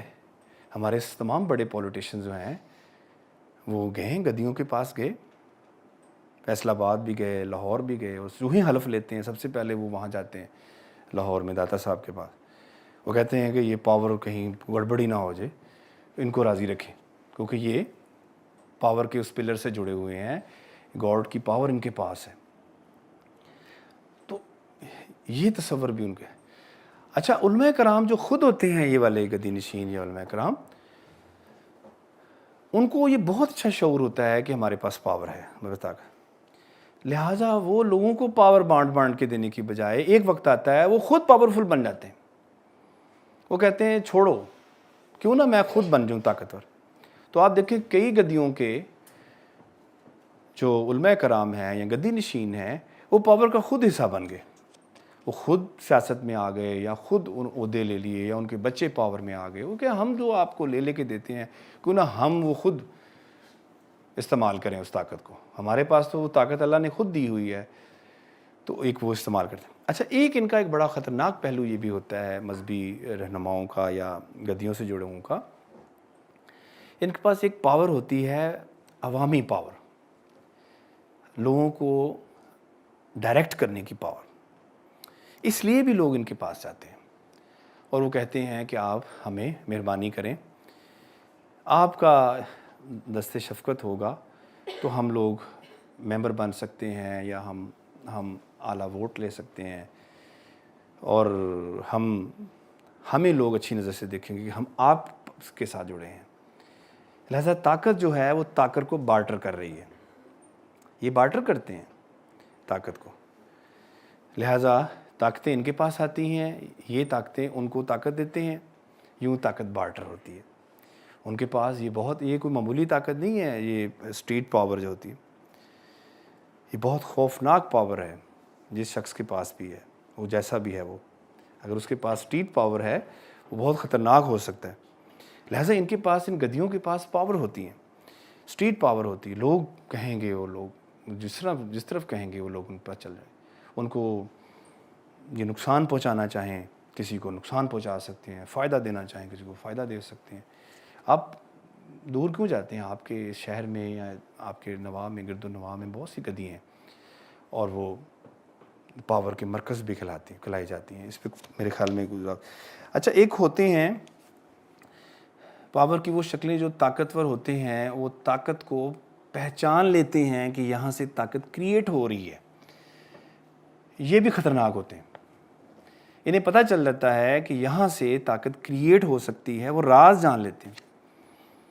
ٹھیک ہے, کچھ ایسے پروفیشنز ہیں یا ایسے, تو لہٰذا وہ میرے خیال میں آپ جانتے ہیں جرنلسٹ بھی ہوتے ہیں, وہ لائرز بھی ہوتے ہیں, یہ خود پاورفل نہیں ہوتے لیکن راز جانتے ہیں کہ پاورز یہاں سے کنیکٹ ہو رہی ہے, یہاں سے پاور کے تانے بانے مل رہے ہیں. لہٰذا ان کو وہ چونکہ جو رازدان ہوتا ہے بڑا خطرناک ہوتا ہے. ٹھیک ہے جی, لہٰذا وہ اس کے قریب جانے سے وہ طاقت کے مراکز ڈرتے ہیں کہ یہ ہمارے راز جانتا ہے. ایک وقت آتا ہے کہ وہ طاقت خود حاصل کر لیتے ہیں. وہ کہتے ہیں میں جانتا ہوں تم ایسے ایسے ایسے ایسے یہ طاقت بنتی ہے, تو کیوں نہ میں انہی ذرائع سے میں خود بن جاؤں. تو آپ دیکھتے ہیں کہ ہمارے سماج کے اندر, پاکستانی سماج کی چونکہ یہ ساری بات ہو رہی ہے, تو یہ طبقہ جو ہے وہ خود پاور میں، آپ کو بہت سی مثالیں بتانے کی ضرورت نہیں ہے، وہ خود طاقت کا حصہ بنے، طاقت کے مراکز سے جڑے، انہوں نے اس طاقت کو استعمال کیا اور پھر وہ دوبارہ اپنی فیلڈز میں نہیں گئے. ٹھیک ہے، اور سارے ہی تقریباً یہ ان جڑے ہوتے ہیں، بڑے بڑے آپ نام، میں نام نہیں لینا چاہتا، وہ سب اس تصور سے جڑے ہوئے ہیں. تو یہ اسی طرح میں یہاں آپ کو سنانا چاہوں گا ایک پریمیٹیو انسان جب دیو مالا سے جڑا ہوا ہے، اس کے ہاں طاقت کا تصور جو ہے وہ کس طرح، میں نے جب کچھ پڑھ رہا تھا تو مجھے بڑا اچھا لگا اور میں نے یہاں کوٹ بھی کیا. تو آپ دیکھیے گا کہ یونانی اساطیر میں کائنات کی ابتدا گایا دیوی سے ہوئی، جس نے ایروس، محبت کا دیوتا، کو پیدا کیا. گایا نے ایروس کے ساتھ مل کر آسمانوں کا حاکم دیوتا یورینس پیدا کیا. اس نے محبت کے دیوتا سے مل کے ایک حاکم پیدا کیا، یورینس، وہ میل تھا. پھر گایا نے اس طاقتور دیوتا یورینس کے ساتھ مل کر مزید دیوتا پیدا کیے. یہاں ایک لمحے کے لیے رک کر سوچئے کہ مادہ یعنی دیوی کو ایک نر دیوتا یورینس کا سہارا لینا پڑا تو کائنات کی نبض چلی. لیکن یہ بات ماننے والی ہے کہ کائنات کا جو اوریجن ہے وہ مادہ ہے. یہاں گریک میں جدید سائنس بھی یہ کہہ رہی ہے کہ کائنات کا جو مادہ ہے وہ جو بیسکس ہے عورت سے ہے، مرد سے نہیں. یہ ڈیبیٹیبل بہرحال بات ہے. یونانی گریک میتھولوجی میں یہ چیز موجود ہے. مادہ یعنی نر کے مقابلے میں کمزور، طاقتور اس نے کریٹ کیا، خود کمزور بن گئی. شاید اس وقت مادہ اور نر کے درمیان ایسا طاقتور کمزور کا تصور شاید اس وقت نہیں تھا. بعد میں یورینس اور گایا کے ملاپ سے 6 مادہ اور 6 نر دیوتا پیدا ہوئے. ان کو تیتانی دیوتا کہا جاتا ہے. کرونس کی پیدائش کے بعد دونوں نے عہد کر لیا، آخری بچہ جو تھا، 12واں بچہ جو تھا، دونوں نے عہد کر لیا کہ جو بچہ پیدا ہوگا اب دیوتا پیدا نہیں کریں گے. مگر پیدائش کا سلسلہ نہ رکا. یورینس نے یہ کیا کہ جو بچہ پیدا ہوتا وہ گایا کی کوکھ میں واپس ٹھونسنے کی کوشش کرتا، جس سے گایا بہت تکلیف سے گزرتی. اس ساری بات کی خبر جب کرونس کو ہوئی، جو آخری بچہ تھا، تو اس نے باپ سے جھگڑنے کا فیصلہ کیا. اساطیری زمانوں کی کہانیوں میں یونانی میتھولوجی کا آغاز ہی تصادم اور طاقت کی شکل میں ہو گیا. اساطیری زمانے کی کہانیوں میں یونانی میتھولوجی کا آغاز ہی طاقت اور تصادم کی شکل میں ہوا. حالانکہ یورینس کی تخلیق ایروس سے یعنی محبت کے دیوتا سے ہوئی تھی، مگر یورینس نے طاقت کو گلے لگایا اور ہر فیصلہ طاقت کی روشنی میں کرنے لگا. یاد رہے کہ طاقت اشیاء کی تعمیر کرنے کے بجائے تخریب کی بنیاد پر رکھی گئی. ایک وقت آتا ہے جب اسی تخریب کا شکار خود طاقت ہو جاتی ہے. کرونس نے، جو آخری بچہ تھا، اپنی ماں گایا کے حکم پر یورینس سے لڑائی کی. اس نے پھر، اس کا بچہ تھا، اس نے کہا اس کو ذرا پکڑو نا، یہ تو قابو میں نہیں آ رہا. اس سے آسمانوں کا تخت چھین لیا. نتیجے میں باپ نے اسے بد دعائیں دیں کہ وہ اپنی اولاد کے ہاتھوں مارا جا رہا ہے. تو یہ میں ایسے پڑھ رہا تھا تو میں نے سوچا کہ دیکھیں یہ تصور جو ہے طاقت کا گریک میتھولوجی کے آغاز میں ہی، اس کی جو پیدائش ہو رہی ہے کائنات کی، اس کے اندر جو دیوتا ہیں وہ حاکم ہے. ایک مادہ جو ہے وہ محکوم دکھایا گیا ہے، اور وہ جو چاہتا ہے وہ کرنا چاہتا ہے، وہ اسے تنگ بھی کر رہا ہے اسے اسی حساب سے. اچھا، اب آخر میں کچھ باتیں، بہت سی باتیں ہیں لیکن چند باتیں میں اور کروں گا اور پھر ختم کرتے ہیں. آپ سے ضرور سوال کیجئے کہ کمزور کی کیا نفسیات ہوتی ہے. اب تو ہم جتنی باتیں کر رہے ہیں وہ طاقتور کی کر رہے ہیں. کمزور جو ہے وہ سب سے پہلے بات وہ حاشیے پر ہوتا ہے. ہم جب پیدا ہوتے ہیں تو ہمارا سب سے پہلا انٹریکشن نیچر سے ہوتا ہے. نیچر ہمیں تنگ کرتی ہے. اور ہم مطلب بھوک ہے، کپڑے ہیں، اور سماج میں رہتے ہوئے بھی ہمیں بہرحال نیچر سے لڑنا پڑتا ہے۔ یہ تصور بچے کے بہت آغاز میں ڈیولپ ہو جاتا ہے کہ یہ بڑی پاورفل چیز ہے، اور اس یہ ہمیں اگر میں نے بچنا ہے تو مجھے سماج کا حصہ بننا ہے۔ ارے میں سارے کام نہیں خود کر سکتا نا، میں نے سبزی خود نہیں پکانی اگانی، میں نے گندم خود نہیں اگانی، میں نے کپڑے خود نہیں بنانے، میں نے گھر خود نہیں بنانا۔ سماج کے اندر میں ڈپینڈنٹ ہوں، بہت سی چیزیں میرا کوئی اور کر رہا ہے، میرا حصہ بہت چھوٹا ہے سماج کے اندر، میں بہت تھوڑی کنٹریبیوشن کرتا ہوں سماج کے اندر، سوسائٹی کے اندر، زیادہ کام میں دوسرے میرے لیے کر رہے ہیں، لیکن رونت میرے اندر پھر بھی رہتی ہے کہ جی میں ہوں سب کچھ۔ تو لہٰذا جو ہی کمزور سوسائٹی یا سماج کا حصہ بنتا ہے، وہ سب سے پہلے یہ ریلائز کرتا ہے کہ میں کمزور ہوں، یہاں کوئی طاقتور بھی ہے، اور مجھے اس سے ایک فاصلے پہ بائیفرکیشن لائن سے ادھر رہنا ہے، ادھر نہیں جانا۔ اگر میں ادھر جاؤں گا تو وہ پٹوں گا۔ لہذا کمزور فوری طور پر یہ باور کروایا جاتا ہے اس کمزور کو کہ تم کمزور ہو، تم نے مارجن لائن پہ رہنا ہے، تمہیں سینٹرل ٹیکسٹ کا سینٹرل حصہ نہیں بننا تم نے۔ لہٰذا وہ کوشش کرتا رہتا ہے کہ کہیں چلتے چلتے میں لائن سے دوسری طرف نہ چلا جاؤں۔ آپ کبھی نوٹ کیجئے کمزور کی نفسیات کو، وہ بہت خوف زدہ ہوتا ہے، اس کی دعائیں سنی، ٹھیک ہے؟ آپ کمزور کی دعاؤں، میں نے ایک ناول لکھا تو میں اس فیلنگ میں رہا، اس کے اندر ایک بہت کمزور کریکٹر ہے، تو اس کی میں نے سائیکالوجی کو بڑا کام کیا اور دیکھتا رہا کہ یہ مارجن لائن کی نفسیات کیا ہوتی ہے، وہ کس طرح چیزوں کو دیکھ رہے ہوتے ہیں، نوٹ کر رہے ہوتے ہیں۔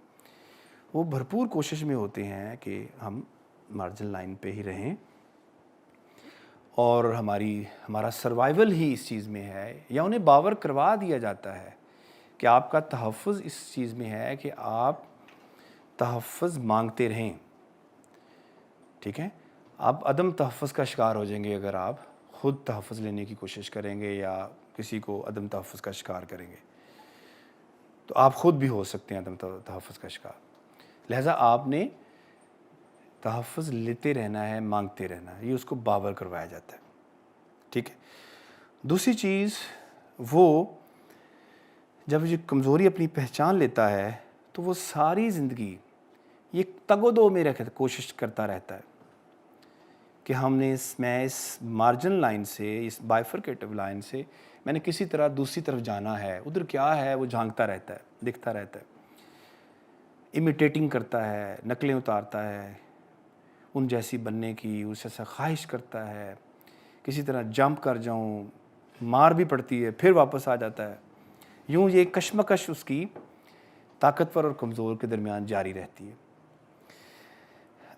اور اگر وہ طاقت حاصل کر لیتا ہے، جس طرح میں نے ایک مثال دی کہ اگر وہ طاقتور بن گیا ہے، تو وہ کوشش کرے گا کہ کسی طرح میں اس پاور کو سسٹین رکھوں۔ اگر میں اس پاور کو سسٹین نہیں کر سکتا تو میں پھر مارجن لائن پہ چلا جاؤں گا، ساری زندگی وہ کمزور رہتا ہے طاقتور بننے کے بعد بھی۔ یہ تین نفسیات، ایک پہلی بات یہ کہ وہ مارجن لائن پہ رہنے کی کوشش کرتا ہے، اور اسے ادراک ہوتا ہے، بہت تیزی سے ادراک کرتا ہے وہ چھوٹی عمر میں ہی کہ میں نے حاشیے پہ رہنا ہے، اور مجھے حاشیے پہ رہنے میں ہی مجھے تحفظ ہے۔ اگر میں حاشیے پہ نہیں ہوتا تو میں عدم تحفظ کا شکار ہو سکتا ہوں، کچلا جاؤں گا۔ لہٰذا وہ اس چیز کو بہت جلدی مان لیتا ہے کہ میں نے یہاں رہنا ہے۔ دوسری چیز، وہ ان جیسا بننے کی خواہش کرتا رہتا ہے، وہ چاہتا رہتا ہے کہ میں اس طرح بنوں، اس طرح ہوں، امیٹیٹنگ کی فارم میں، کبھی کوشش شکل میں، کبھی فلاں کہ بڑا آدمی کیسے بنو گے۔ بچوں کو کیا سکھاتے ہیں؟ اس سے کیا مراد ہے آپ کہ تم بڑا آدمی کیسے بنو گے؟ بیٹا پڑھو گے نہیں، کبھی طاقتور آدمی یہ نہیں کہے گا اپنے بچوں کو، کیونکہ وہ راز جان چکا ہوتا ہے کہ ایسے ایسے طاقتور بنتا ہے، لہذا وہ اس پہ چلا دیتا ہے۔ ہمیشہ جو کمزور ہوتا ہے وہ بچوں کو بتاتا ہے کہ بیٹا تم پڑھو گے نہیں یا فلاں نہیں کرو گے یا کام پہ نہیں جاؤ گے تو بڑا کیسے بنو گے؟ تو اسے سکھایا جاتا ہے کہ یہ پاور ہے، اس پاور کے ساتھ یہاں تک تم نے اگر پہنچنا ہے، اس کی خواہش رکھنی ہے تو تمہیں ان جیسا بننا ہے، اور یہاں سے یہ تم یہاں ہو اور یہاں جانا ہے، لہٰذا تم مارجن لائن سے ادھر ہو، اسے باور کرائے وہ اس جیسا بننے کی خواہش کرتا رہتا ہے، اور آخر میں وہ بن جاتا ہے۔ اگر بن جاتا ہے تو وہ عدم تحفظ کا پھر بھی شکار رہتا ہے، وہ ساری زندگی وہ ایسی ایکٹیویٹی کرے گا، ایسی حرکتیں کرے گا ان جیسے بننے کی، امیٹیٹنگ، اور یہ وہ احساس دلائے گا، رونت ہوگی، تکبر ہوگا، غصہ ہوگا، اس کے اندر نفرت ہوگی، اپنی کلاس کے ساتھ بھی، اس مارجن پہ بھی لوگوں کے ساتھ بھی نفرت ہوگی، اور نہیں میں تمہارے جیسا نہیں ہوں، اور دوسروں کے ساتھ بھی ہوگی کہ تمہاری ایسی کی تیسی، میں اب تمہارے جیسا ہو گیا ہوں۔ تو لہٰذا اس سائیکالوجی کے اندر وہ اپنی زندگی بتاتا ہے۔ کہتے ہیں نا کہ وہ ایک طاقتور کی کچھ 4-5 نسلوں کے بعد طاقت جو ہے وہ اور طرح کی شکل میں سامنے آتی ہے، وہ پہلی طاقت جو حاصل کرتا ہے وہ ٹھیک نہیں ہوتا، وہ خطرناک ہوتا ہے۔ تو لہٰذا اس طرح سماج کے اندر، اچھا آخری بس بات جو ہے بیانیے جو ہے، نیریٹو کی پاور، یہ بھی ایک موضوع ہے، بڑا اہم موضوع ہے، اس پہ ضرور بات ہونی چاہیے کہ سماج کے اندر جو ہے، ظاہری بات ہے یہ ساری چیزیں جو ہیں وہ نیریٹوز کے تھرو ہم تک پہنچتی ہے۔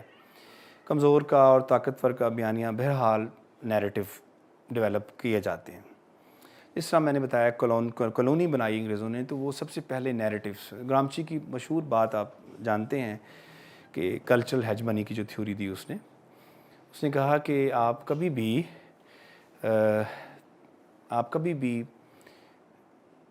ون نہیں کر سکتے، جسم کو ون کرنے سے، علاقے کو فتح کرنے سے کبھی بھی فتح حاصل نہیں ہوتی۔ فتح حاصل ہوتی ہے اس کو کلچرلی اس کے ذہن کو ون کرنے سے۔ تو لہٰذا اگر آپ کسی کو ون کرنا چاہتے ہیں تو آپ کلچرلی لہٰذا کلچرل ہیجمنی کا اس نے پورا ڈرافٹ کیا، پورا تصور، اور کہا کہ کس طرح کلچر کے ذریعے آپ چیزوں کو ون کرتے ہیں۔ تو جب انگریز یہاں پر آئے تو انہوں نے ون کیا، آپ مانیں ان کی اس صلاحیت کو، اس پوٹینشل کو مانیں کہ انہوں نے ہمیں کلچرلی ون کیا۔ انگریز یہاں سے جب جا رہا تھا تو ہم انگریز کے خلاف نہیں تھے، ہم ہندو کے خلاف تھے۔ کیسی عجیب بات ہے کہ جو میٹرک کا بچہ مطالعہ پاکستان پڑھ رہا ہوتا ہے وہ ہندو کے خلاف ہوتا ہے، 10 سالوں میں وہ تیار ہو چکا ہوتا ہے کہ ہندو کو، میرا چھوٹا سا بیٹا بیٹھا ہے یہ ہندو کے خلاف ہے۔ میں نے وائف سے اپنی کہا، میں نے کہا آپ بتاؤ تم اس کو کس نے بتایا، میرے گھر میں تو یہ بات نہیں ہو سکتی، یہ کہاں سے نیریٹو اس کے برین میں آیا کہ ہندو جو ہے اس کو نہیں میں نے چھوڑنا، یہ اسلام کا دشمن ہے۔ میں نے کہا کوئی اس کو انجیکٹ کر رہا ہے نیریٹو، ظاہری بات ہے وہ اسکول سے انجیکٹ ہو رہا ہے، ٹی وی تو وہ نہیں دیکھتا۔ تو یوں نیریٹو کہاں سے انجیکٹ ہوتے ہیں ہمیں اس کا بالکل ادراک نہیں ہوتا۔ سائن بورڈز، بل بورڈز، میں پیپسی لے رہا ہوتا ہوں، کوکا کولا اٹھا کے اسے پیپسی کہہ رہا ہوتا ہوں، میرے ذہن میں اس طرح بلڈ اپ کر دیا جاتا ہے کہ یہ ہے، تو یہ بوٹل ہوتی ہی یہ ہے، وہ تھرو نیریٹوز ڈیولپ کیے جاتے ہیں۔ تو نیریٹوز کی بہت سٹرونگ پاور ہوتی ہے۔ کمزور اور طاقتور کے نیریٹوز بیانیے بنائے جاتے ہیں۔ بیانیے صرف بیان نہیں ہوتا، یاد رکھیں، سٹیٹمنٹ نہیں ہوتی، بیانیہ آؤٹ لک ہوتی ہے زندگی کو دیکھنے کی، ورڈ ویو ہوتا ہے پورا، آپ کا ورڈ ویو بنایا جاتا ہے کہ یہ زندگی کا یہ تصور ہے، یہ اچھا ہے، یہ برا ہے، یہ بڑا ہے، یہ اعلیٰ ہے، چھوٹا ہے، یہ تصور ڈیولپ کیے جاتے ہیں۔ اور ڈیولپ کہاں سے ہوتے ہیں؟ نصابات کے ذریعے، سلبائی اس کا بہت اہم حصہ ہے۔ پھر آپ کی میڈیا کے نیریٹو بنائے جاتے ہیں، کہا جاتا ہے کہ یہ چیز ایسے ہے، آپ مانیں۔ ریلیجن پاورز، سیکرٹ پاورز آپ کے نیریٹو بناتی ہیں، آپ مان لیتے ہیں، ٹھیک ہے۔ کچھ مورل پاورز ہوتی ہیں، فادر کہہ رہا ہے، یار ٹیچر کہہ رہا ہے، یار دوست کہہ رہا ہے، بندہ بڑا اچھا ہے تو ٹھیک ہی کہہ رہا ہوگا۔ تو پتہ نہیں کہاں سے آپ کو انجیکٹ ہو رہا ہوتا ہے نیریٹو، اکیلے نہیں ہوتے آپ۔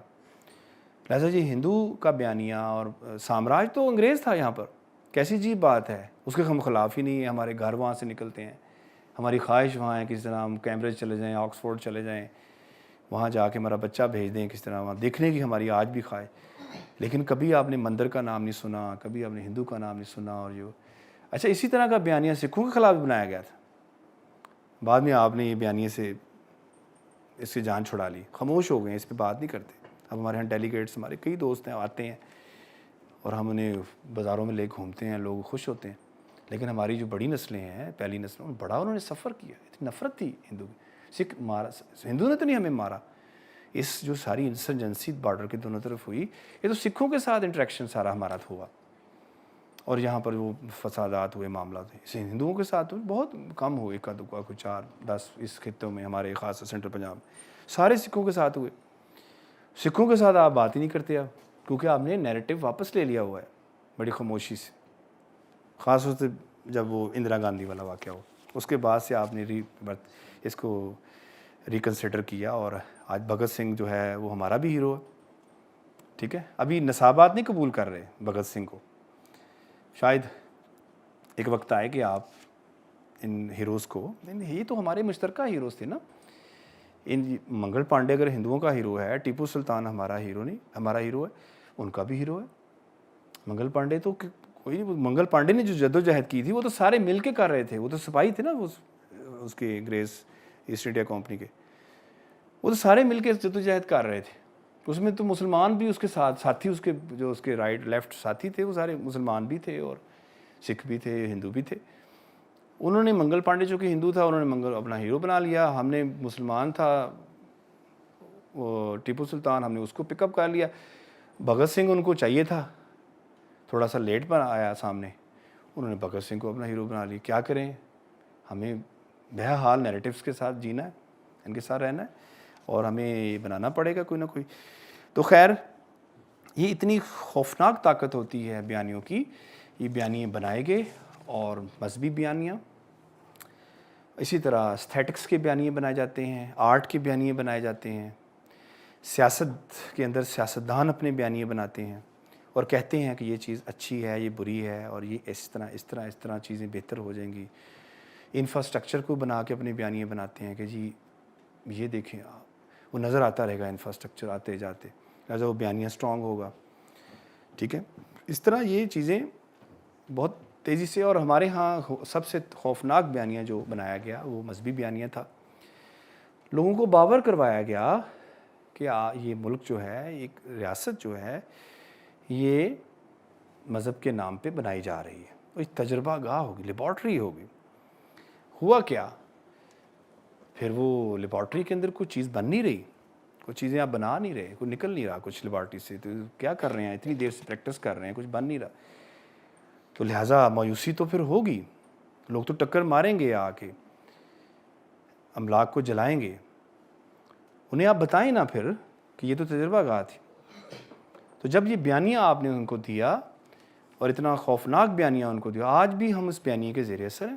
آج بھی آپ دیکھ لیں، آج بھی اپنی تقریروں میں لا الہ اور یہ وہ اس طرح بناتے ہیں. کسی بھی ریلیجن کی، دنیا بھر کی بڑی بڑی طاقتور ریاستیں ریلیجن کے ساتھ رہتی ہیں. ایسا نہیں ہے کہ امریکہ کے اندر کوئی ریلیجس ایٹیچیوڈ نہیں ہے. برٹن کے اندر، فرانس، بڑی بڑی طاقتیں جو ہیں ان بیانیوں مذہبی نیریٹیوز کے ساتھ رہتی ہیں. لیکن ان نیریٹیوز جو ہے، یہ نیریٹیو جو بیانیے اگر زندگی کو ڈسٹرب کرنا شروع کر دیں، آپ کو کہیں کہ آپ لوگ ٹھیک ہی نہیں ہیں ان کے بغیر، تو یہ تصور جو ہے پھر، تو لہٰذا کہ یہ ساری تصورات جو ہیں، یہ سب چیزیں جڑی ہوئی ہیں آپ کے ان بیانیوں سے. بہرحال طاقت کے ان بیانیوں سے، کمزور کے ان بیانیوں سے، ریلیجس بیانیوں سے، پاور کے جو پلرز ہیں ان بیانیوں سے جڑی ہوئی ہیں. یہ بیانیہ ہی آپ کو ڈائریکٹ کرتا ہے، بیانیہ ہی آپ کو جوڑتا ہے، بیانیہ آپ کو اچھا کرتا ہے، برا کرتا ہے. اور آپ ان کے زیر سے، ہم بچوں کو چھوٹی عمر میں ہی بیانیاں بنانا شروع کریں. ماں اپنی بیٹی کو کہتی ہے کہ تم اس طرح بنو، وہ ایک بیانیہ دینا پٹ کرنا شروع کرتی ہے. وہ اسکول میں جاتی ہے، وہاں پہ ٹیچر اس کے برین پہ افیکٹ مارتی ہے کہ یہ بیانیہ ہے بیٹا، ایسے بننا ہے. پھر وہ باہر نکلتی ہے، آنکھیں دیکھتی ہے لوگوں کی، وہ بیانیہ اس کے آ کے لگتا ہے کہ نہیں بھئی یہ رہنا ہے، میں نے ایسے بننا ہے. تو لہٰذا یہ بیانیے طرح طرح شکلوں میں ہمارے ارد گرد موجود ہوتے ہیں. ہم ان سے نہیں بچ سکتے. اچھا آپ یہ کہتے ہوں گے کہ بھئی کیسے بچیں؟ ہم نہیں ان سے بچ سکتے. میں جتنا مرضی کہوں کہ میں بیانیوں اس کو نہیں مانتا، یہ نیریٹیوز میں زبان تو بول رہا ہوں نا، کوئی نہ کوئی زبان تو بول رہا ہوں. اس زبان کا ایک نیریٹیو ہوتا ہے یار، اس کے اندر ایک خاص طرح کا کلچرائزڈ نیریٹیو موجود ہوتا ہے. انگریزی بولنے والا انگریزی نیریٹیو کی انفلوئنس میں ہوتا ہے. جو ہی میں جیپنیز بولوں گا، جیپنیز نیریٹیو مجھ پہ عمل کرنا شروع کر دے. 2 3 نیریٹیو ہوتے ہیں. ایک پشتو بولتا ہے، ایک اردو بولتا ہے، وہ دو زندگی کے ورڈ ویو ہیں اس کے پاس، 2 بیانیے ہیں زندگی کے اس کے پاس. میں پنجابی ہوں، میں اردو بولتا ہوں، انگریزی بولتا ہوں، میرے پاس 3 بیانیے ہیں. میں فرینچ بولتا ہوں، جیپنیز بولتا ہوں، میرے پاس 5 بیانیے ہیں. زندگی کے ورڈ ویوز ہیں. آخری بات بس میں کروں گا. پرویز ہود بھائی صاحب ایک دفعہ ان کا انٹرویو میں نے ٹرانسلیٹ کیا، انہوں نے چومسکی سے لیا. یہاں پاکستان میں غالباً وہ 2002 میں 3 میں آئے. تو انہوں نے چومسکی سے پوچھا کہ آپ ہندوستان سے آ رہے ہیں پاکستان، تو ساری دنیا میں اگر ایک ہی زبان ہو تو کتنا اچھا ہے. میں آگے مائک کروں اور آپ کنیکٹ ہو جائیں اس سے. یہ کس طرح کی زبانیں جو ہیں، آپ ماہر لسانیات ہیں، میں اس کا سم اپ کا لب لبا بتا رہا ہوں، مفہوم اس کا، اس گفتگو کا. تو انہوں نے کہا کہ کیوں نہ اچھا ہو دنیا میں ایک زبان ہو جائے، سارے انگریزی بولیں. تو چومسکی جو کہ لنگوسٹ تھا، اس نے بڑی اچھی بات کی. اس نے کہا میں ہندوستان سے آ رہا ہوں، وہاں پر ایک ٹیکسی ڈرائیور 6-7 زبانیں بولتا ہے. وہ 6-7 ورڈ ویو رکھتا ہے. وہ مجھ سے زیادہ سویلائزڈ ہے، کلچرڈ ہے. سویلائز کا لفظ انہوں نے استعمال کیا. وہ مجھ سے زیادہ سویلائزڈ ہے، مجھ سے زیادہ کلچرڈ ہے. میں ایک زبان بولتا ہوں، میں ملٹی کلچرل نہیں ہوں. تو کلچر سے مراد اگر ہم یہاں یہ لیں کہ اس کے پاس ورڈ ویو ہیں زندگی کے، اور وہ ان کے اندر لیو کر رہا ہے، وہ ان کے اندر رہ رہا ہے، تو بے شک جتنا مرضی انکار کرے کہ میں کسی بیانیے کو، کسی طاقت کو، کمزوری کو اور یہ وہ میں نہیں مانتا اور میں بڑا آزاد ہوں اور میں بڑا کھلا ڈلا ہوں، تو یہ بات غلط ہے. وہ بہرحال نیریٹیوز کے انڈر ہے. ادراک اس کا کیا جا سکتا ہے، یاد رکھیں. ہاں مجھے ادراک ہے، لیکن میں اسے جان نہیں چھڑا سکتا، چھٹکارا نہیں پا سکتا. بہرحال مجھے ان کے ساتھ لیو کرنا ہے، اسی تصور کے ساتھ کہ پاور، سینٹر پاور اور مارجن کمزور جو آدمی مارجن لائن پہ رہے گا، اس تصور کے ساتھ ہم بہرحال جیتے ہیں. تو یہ کچھ باتیں تھیں، تو آپ ضرور اس پہ کوئی بات کرنا چاہے. Thank you. شکریہ سر آپ کا. بہت اچھے طریقے سے آپ نے طاقت اور سماج کے اس کوریلیشن کو جو ہے سمجھایا. میرے 2 سوالات ہیں بنیادی سے. ایک آپ نے سر یہ بات کی طاقت کو اور استھیٹکس کے حوالے سے اور آرٹ کے حوالے سے کہ لیکن آپ نے مثال نہیں دی اس کی کہ طاقت اور وہ جو آرٹ کے اس تناظر میں اس کو ہم کیسے دیکھیں گے. پہلی بات. وہ اس کا آپ ذرا سا بتا دیں کہ ہم کس طرح. میں جو سمجھا ہوں، میں یہی سمجھا ہوں کہ ایک طرح کے ایک نیا ٹرم یوز کیا جاتا ہے آج کل، انٹلیکچوئل فاشزم. تو کیا یہ وہ اسی تناظر میں آپ یہ بات کر رہے ہیں کہ ایک طرف ایک طبقہ ہے خاص قسم کا کہ جس کے پاس پورا جو ہے وہ علم موجود ہے اور علم کی اور وہ پھر اپنی رونت جو جالتا ہے باقی پوری سماج کے اندر، چاہے ایون پروگریسو پولیٹکس میں بھی یہ چیز موجود ہے کہ اپنے آپ کو تو وہ پروگریسو پولیٹکس کے علمبردار کہتے ہیں، لیکن وہاں پہ بھی ایک خاص قسم کا ایک طبقہ ہوتا ہے چھوٹا سا جو کہ انٹلیکچوئل اور یہ دانشوری کی اس رونت کے عال میں جو وہ ایک وہ جالتا ہے یہ. اور دوسرا اس کا بھی آپ دے دیں آپ جواب. اور دوسرا یہ کہ سر آپ نے پہلے ایک بات کی تھی یہ کہ ایک مزدور ہے ایک طرف، بلکہ تمام جتنے بھی پیشے وہ اور چاہے جو جس کو ہم بڑے پیشے سمجھتے ہیں، ڈاکٹر ہے یا آفیسر ہے جو بھی ہے یا کسی کمپنی کا مالک ہے، تو وہ تمام برابر ہے. تو وہ کیسے برابر ہو سکتا ہے؟ ایک مزدور جو کہ دن بھر کی محنت کر کے 1000 روپے کماتا ہے اور اسی کمپنی کا جو مالک ہے وہ کچھ بھی نہ کر کے کروڑوں کماتا ہے، تو وہ کیسے برابر ہو سکتے ہیں؟ پہلی بات تو یہ کہ آپ نے جو استھیٹکس کی بات کی، میں نے بتایا کہ ایک طاقت کا تصور ہے جو حسی ہے، جو سینسز کے ساتھ جڑا ہوا ہے، جو میری سینسز کو تسکین دیتا ہے، براہ راست تسکین دیتا ہے۔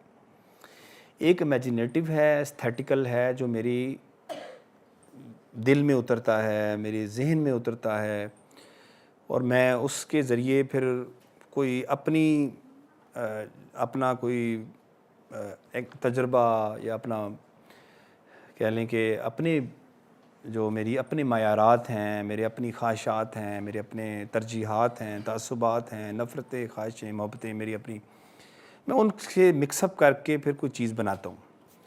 تو یوں وہ پھر کوئی چیز بنتی ہے، وہ ذرا فار آف ہو جاتی ہے، فاصلے پہ چلی جاتی ہے۔ مثلا یہی والی آرٹ ہے، شاعری ہے۔ آپ مجھے بتائیں کہ شاعری کتنے بڑے بڑے نام جو ہیں، آپ ان کے نام ہی نہیں سنے ہوں گے، آپ نے نون میم راشد کا شاید نام ہی نہ سنا ہو، کتنا بڑا آرٹسٹ۔ میرے لیے اگر نون میم راشد بیٹھے ہوئے ہوں اور ان کے ساتھ بل گیٹس بیٹھا ہو تو میں شاید اس کے پاؤں کو ہاتھ لگاؤں۔ اس کی وجہ یہ ہے، میرے لیے قمار سانو یا ارجیت سنگھ جو ہیں وہ بہت بڑا آدمی ہے، اس کے ساتھ فلاں فلاں ٹائکون بزنس بیٹھا ہو۔ اس کی وجہ یہ ہے کہ وہ مجھے میں مان چکا ہوں اس نیریٹو کو، اسے اگر نیریٹو کہیں تو میں حسی تصور سے ہٹ کے میں نے ایستھیٹیکل یا امیجنیٹو تصور جو ہے طاقت کا، وہ میں نے مان لیا ہوا کہ یار وہ زیادہ اہم بڑا۔ میں آپ کو ایک مثال دوں گا کہ وہ ہر سال ٹائم میگزین والے، فارچون والے، اس طرح کی مختلف جریدے جو ہیں وہ اپنی پاورفل پرسنالٹیز کی فہرستیں بناتے ہیں ہر سال، اور مجھے بڑی حیرانی ہوئی کہ اس کے اندر جو لوگ ہوتے ہیں وہ سماج کے وہ لوگ ہیں جو سینسس کے تھرو یا براہ راست متاثر کرنے والے نہیں ہیں۔ ان کے اندر ایک خاتون ہے جو ابھی بھی یوٹیوب کی سی ای او ہیں، سوسن ووچسکی، آپ اسے گوگل کر کے دیکھ سکتے ہیں اس کی پوری پرسنالٹی کو، کون ہے وہ خاتون۔ جو ہے فارچون جریدے نے اس کو سب سے پاورفل پرسنالٹی قرار دیا، غالباً 2016 کی یا 15 کی۔ انہوں نے کہا یہ پاورفل پرسنالٹی ہے، موسٹ انفلوئنشل پرسنالٹی دنیا کی، کہ اس نے شروع کیا تھا وہ لائیو سٹریمنگ یوٹیوب پر، اور اس نے یہ کیا، اس نے وہ کیا۔ وہ بھاڑ میں گیا، ہمارے اس معاشرے میں ان چیزوں کی کیا قدر ہے، اس کو ہم کیسے دیکھیں گے؟ ہمارے لیے تو یہ پاورفل نہیں، میرے لیے تو جو یہ مجھے جو تنگ کر رہا ہے، میری جو سب سے طاقتور مجھے جو تسکین دیتا ہے، وہ یہ طاقتور آدمی ہے جو چوک میں کھڑا ہے، بزنس مین ہے یا پولیس والا ہے، یا وہ ہے میرے لیے طاقت۔ آپ ایک طاقت کے اس معیار کو دیکھیں جو آپ کو براہ راست آپ کو روک سکتا ہے، تنگ کر سکتا ہے، اور یا آپ کو تسکین دے سکتا ہے سینسل سطح۔ آپ اس کے ساتھ آپ کوئی علمی آدمی، کوئی ایسا آدمی، اور آپ اس کے ساتھ جوڑ کے دیکھیں، آپ کو فوری وہ اپیل کرے گا اپنے سماج کے اندر کہ وہ زیادہ ہے۔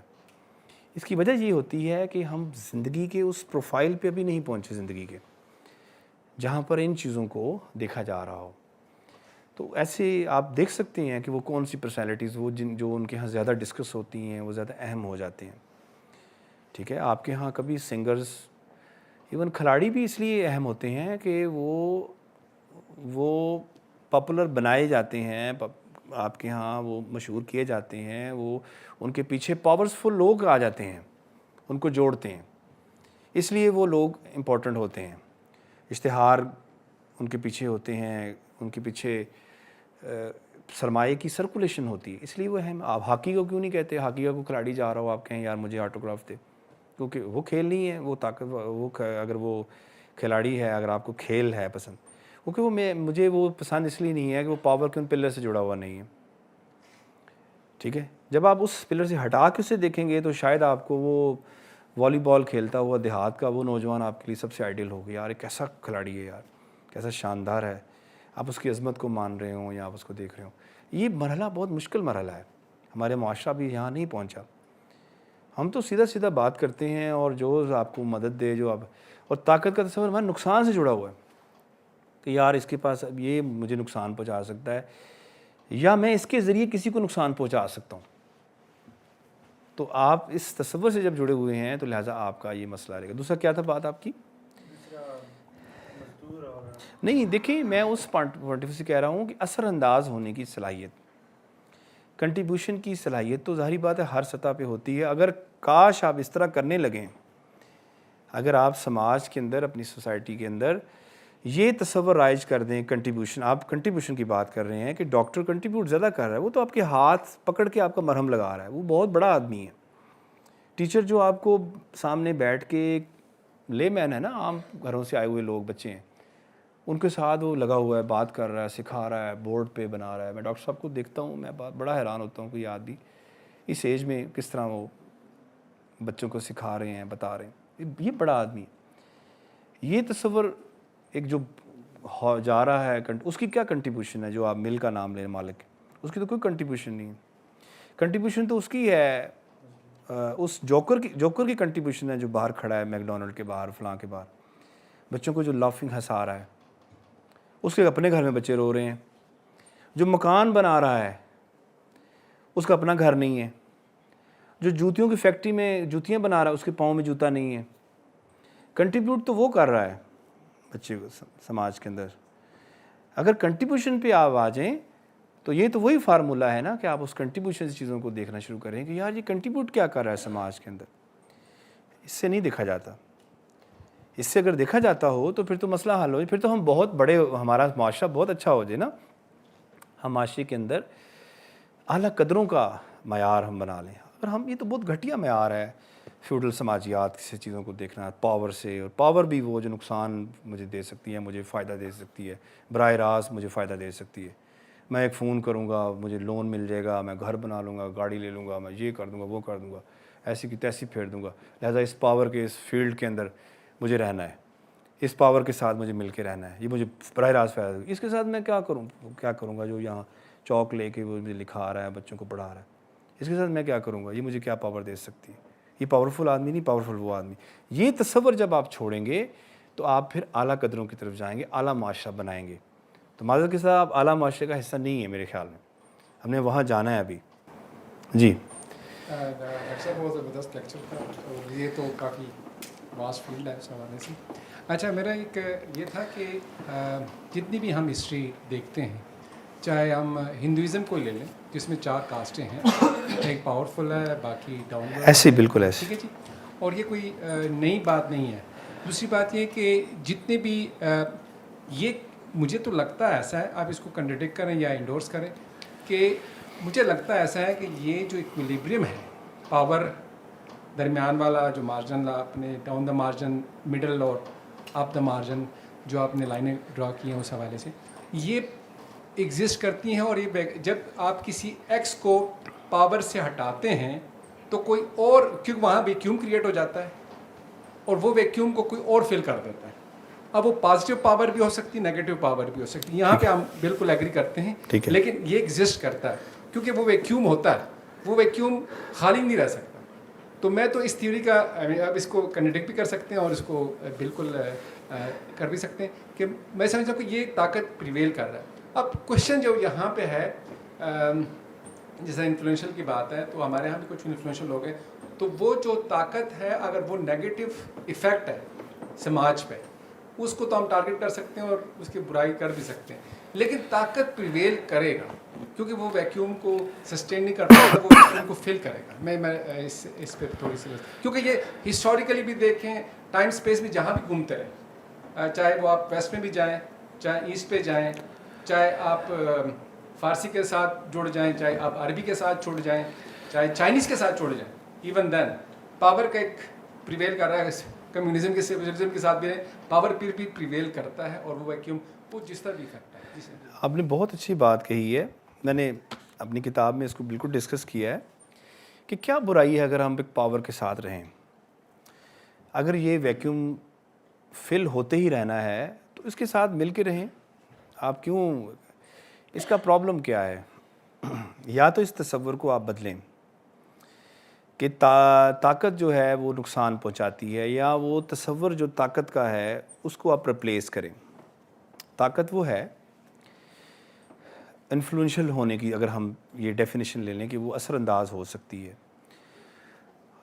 ہمیں چاہیے کہ ہم اس تصور کو ریپلیس کریں اور اس کو لے آئیں ہم اس تصور پر کہ وہ اپنی رسپانسبلٹی اپنے دائرے میں ادا کرے، اور یہ ہوتا ہے، یہ ہو رہا ہے۔ بہت اہم ہوتا ہے بم ڈسپوزل والا، بم کیا ہوتا ہے جی، وہ جو بم چیک کرتے ہیں، وہ بہت اہم لوگ ہوتے ہیں جو بڑے طاقتور ہوتے ہیں اور سماج میں وہ دیکھتے بھی ہیں۔ مجھے اس سے کوئی غرض نہیں ہے، وہ اپنی ذمہ داری ادا کر رہے ہیں، ٹھیک ہے۔ یہ آپ سیکرٹریز کے لائنیں لگی ہیں، یہ یونیورسٹیز کے اندر کتنے اسٹوڈنٹس کو پتہ ہوتا ہے یونیورسٹیز کے اندر کوئی وائس چانسلر بھی ہے، انہوں نے کبھی دیکھا بھی، بعض دفعہ ان کو دیکھا بھی نہیں ہوتا وائس چانسلر کو، وہ نہ وہ موو کرتا ہے وائس چانسلر، کیونکہ وہ اس پاور کے اس طرح جڑا نہیں ہوتا تصور۔ تو اگر اس طرح پاور کا کوئی تصور آپ کہتے ہیں کہ وہ موجود رہنا چاہیے یا اسے ویکیوم اس کو فل کرنے کے لیے کچھ پاور آ جائے گی، وہ آپ اس صورت میں کہہ رہے ہیں کہ وہ آرگنائزنگ فارم میں ہے۔ اگر تو وہ آرگنائزنگ فارم میں ہے، وہ آرگنائز کرنے کے لیے اس ہیرارکی کو قائم رکھنے کے لیے، جیسے ایک فادر ہے، ایک مدر ہے، اس کی ایک ہیرارکی ہے، لیکن وہ نقصان دہ نہیں ہے، وہ بچوں کو گائیڈ کر رہے ہیں، بنا رہے ہیں۔ تو میرا سوال صرف یہ ہے، جو میں بار بار اس پہ فوکس کر رہا ہوں، کہ ایک شخص اگر انفلوئنشل ہے، اثر انداز ہو سکتا ہے، اس نے ویکیوم میں رہنا ہے، ورنہ وہ کوئی اور آ جائے گا، وہ پھر وہ فل رہنا ہے، تو وہ اثر انداز ہونے کی مثبت پاور جو ہے پازیٹیو کیوں نہیں اڈاپٹ کرتا؟ وہ سکول گراتا کیوں ہے؟ سکول بنا بھی تو سکتا ہے، اگر پاورفل آدمی کے پاس اتنی طاقت ہوتی ہے تو لہٰذا وہ طاقت کے اس تصور سے کیوں نہیں جڑتا کہ وہ دوسروں کو نقصان پہنچانے کے تصور سے کیوں جڑتا ہے؟ کیا ایسے ان معاشروں میں نہیں ہے تصور؟ وہاں پر عہدے تو ہوتے ہیں، آپ کبھی جائیں وہاں، خاص طور پہ جو یورپ ہے یا ممالک کے اندر، انہوں نے اس تصور سے چھٹکارا پا لیا، وہ کرتا ہے، کام کر رہا ہے، وہ ویکیوم کو فل کر کے بیٹھا ہوا ہے، کام اپنی ذمہ داری ادا کر رہا ہے۔ لیکن جب وہ ہیرارکی کریٹ کرے گا، وہ باور کروائے گا، جو مارجن کریٹ کرے گا، اس سے پھر پرابلم کریٹ ہوں گے۔ کمزور کا تصور کا بیانیہ وہ بنائے گا کہ میں طاقتور ہوں تو مجھے طاقتور مانو، تو لہٰذا پاورفل وہ ہے اور اثر انداز ہونے کی صلاحیت رکھتا ہے، تو وہ اب پازیٹیو اثر انداز ہو، نیگیٹو کیوں ہوتا ہے؟ اس نے واقعی اس نے رہنا ہے، پاورفل رہنا ہے، یہ ہیرارکی کے بغیر نہیں رہ سکتے ہم، لیکن وہاں سے مجھے نقصان نہ پہنچائیں جو کمزور ہے، وہاں سے میں اپنی آپ کو کیوں ماپوں، یا مجھے کیوں بیانیہ دیا جا رہا ہے کہ میں اس لائن پہ اس طرف جاؤں، اس جیسا بنوں؟ پٹواری کیوں امپورٹنٹ ہے ڈی سی سے؟ اسے بیانیہ دیا گیا ہے، ٹھیک ہے، یہ والا مسئلہ تو ہے۔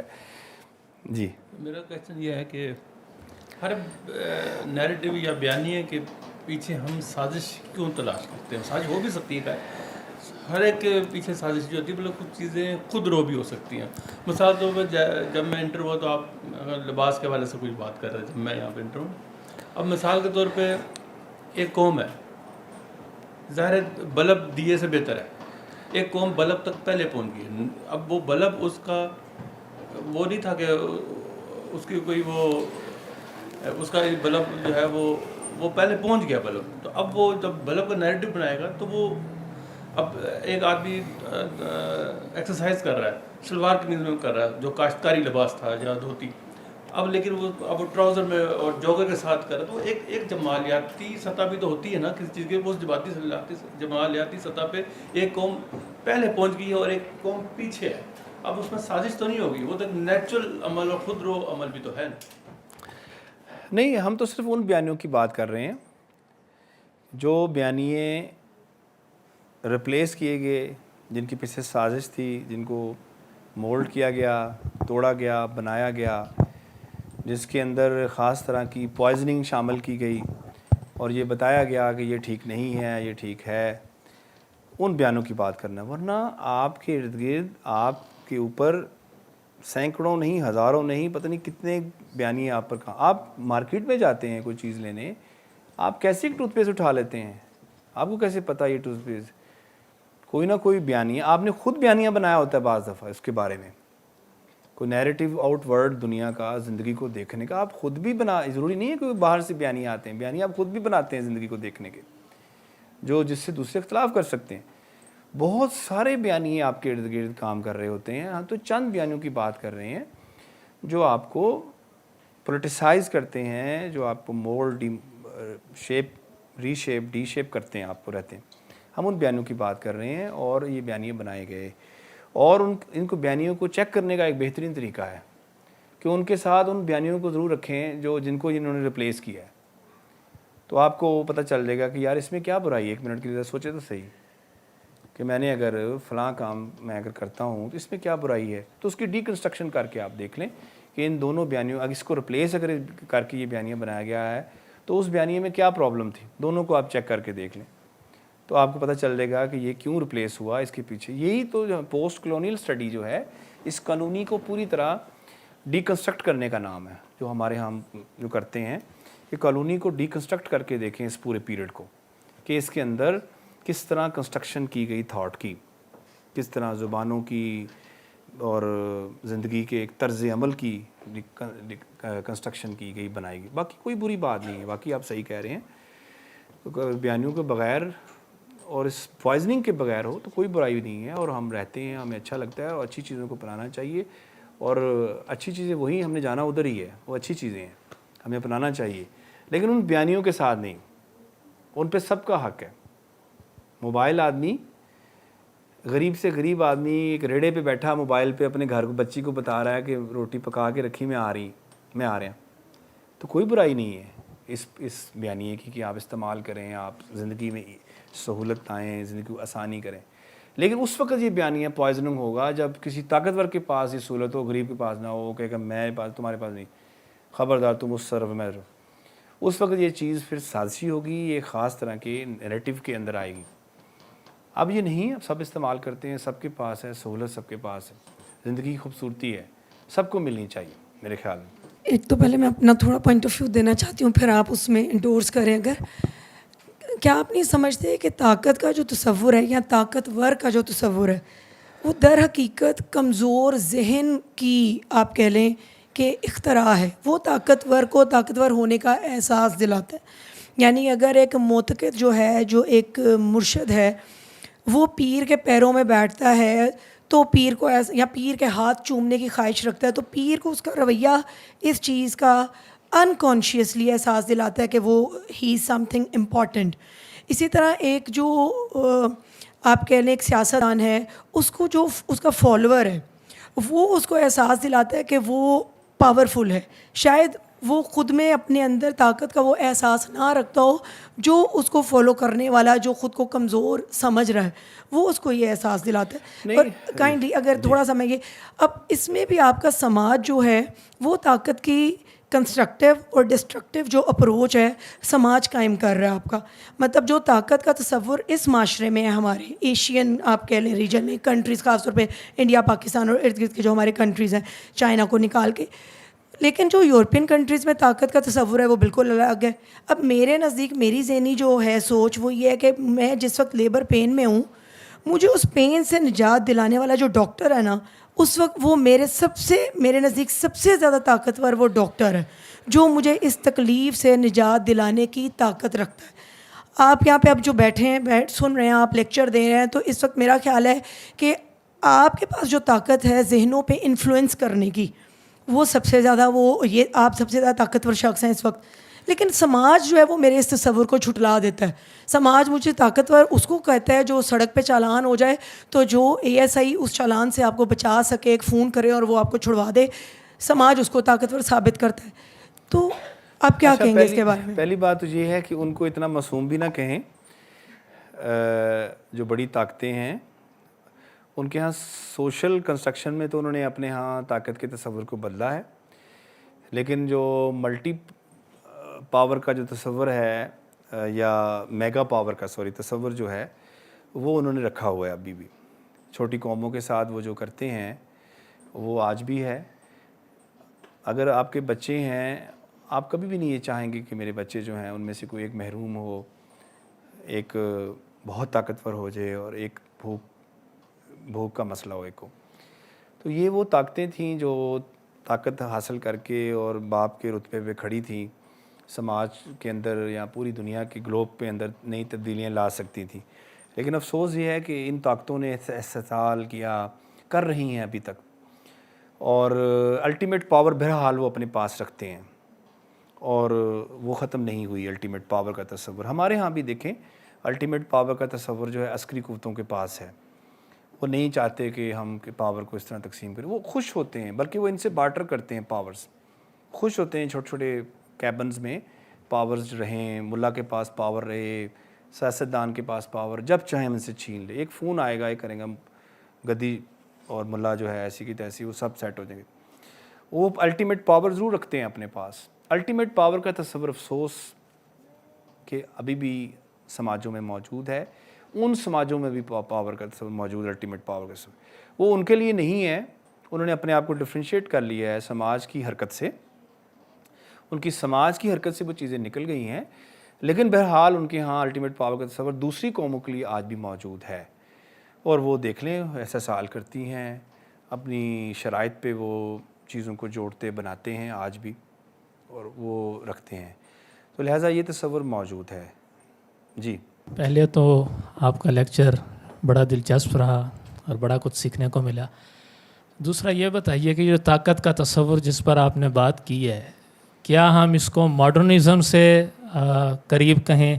کیونکہ پوسٹ ماڈرنزم میں ہم دیکھتے ہیں بالخصوص جو اس کے بیانیے ہیں پوسٹ ماڈرنزم کے، جو ماڈرنزم کو بہت سے تصورات کو رد کرتی ہے، جی جس میں ایکو کرٹیسزم بھی شامل ہے، اور جو عام آدمی کو پریفر کرتی ہے جو طاقتور آدمی ہے اس پر.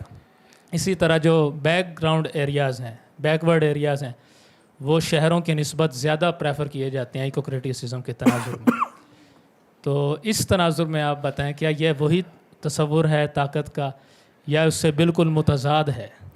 نہیں، یہ بالکل ماڈرنزم میں یہ تیز ہوا، اور اس کے اندر چونکہ انسان مرکز ساری فلسفی ہے ماڈرنزم کی، اور انسان کے پوائنٹ آف ویو سے چیزوں کو دیکھنا ہے. لہٰذا وہ خواہ نیٹشے کی فارم میں ہو، ڈارونزم کی فارم میں ہو، یا کیا کہتے ہیں سوسر کی فارم میں ہو، یہ ماڈرن فلسفی جو ہیں انہوں نے بہرحال انسان کو مرکزیت دی. اور مرکزیت ایسے نہیں دی جاتی، پاور کے ساتھ دی جاتی ہے. لیکن یہ بہت پرانا ہے. میں نے تو آپ کو گریک میتھولوجی میں سنایا طاقت کا تصور. بہرحال سوئمبر کی ایک رسم ہوتی تھی. آپ نے بھی ڈاکٹر صاحب بہت اچھی بات اشارہ کیا. یہاں پر شودر، ویش اور کھتری اور برہمن جو تھے، برہمنوں کے ہاں بھی دیکھیں وہ کہتے تھے ہم برہما سے بنے ہیں، جو وہ کیا ہے اس کے سر سے بنے ہیں، گاڈ کے سر سے بنے ہیں. اور کھتری جو ہیں، چھتری بھی جنہیں کہتے ہیں، وہ سینے سے بنے ہیں گاڈ کے.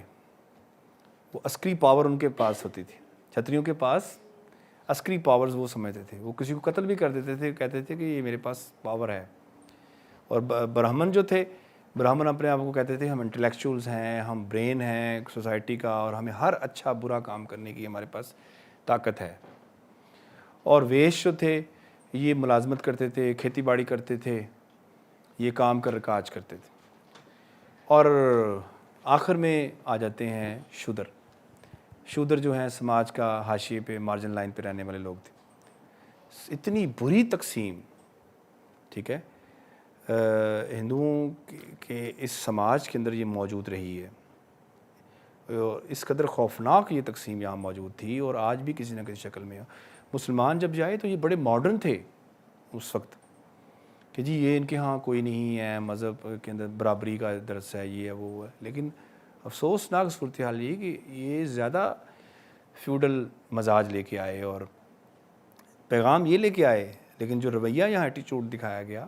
مثلا دیکھیں نا، ایک بادشاہ کا تصور، وہ رایا کا تصور. رایا کا مطلب یہ ہے کہ یہ میرے متعلقات ہیں، میں ان کا ہیڈ ہوں، اور جس کو چاہوں مار دوں، جس کو چاہوں کر دوں.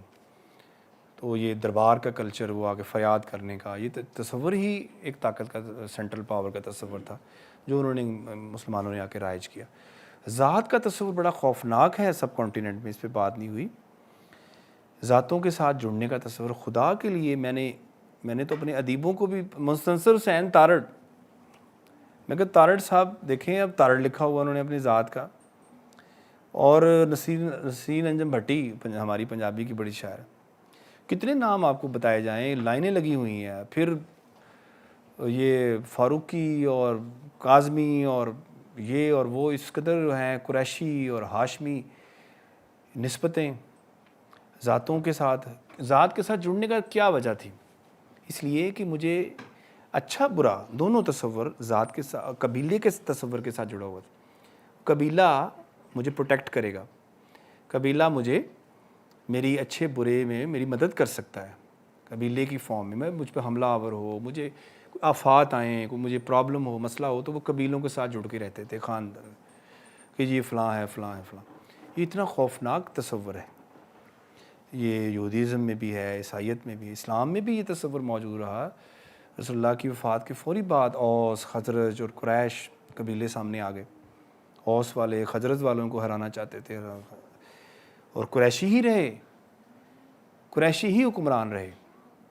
ساری ہاشمی جو ہے وہ تھوڑی سی حکمرانی ان کے حصے میں آئی، قریشی ہی رہے. پھر بنو امیہ والے آگے، امیہ اور ہاشم تھے، ہاشمی تھے، ہاشم کے بھتیجے تھے امیہ. تو امیہ فیملی آ گئی، پھر عباسی، پھر ہاشمی آ گئے. عباسی جو تھے وہ بھی ہاشم تھے، ہاشمی تھے، دونوں قریشی تھے. تو قریشیوں کے علاوہ کسی کو نہیں آنے دیا گیا.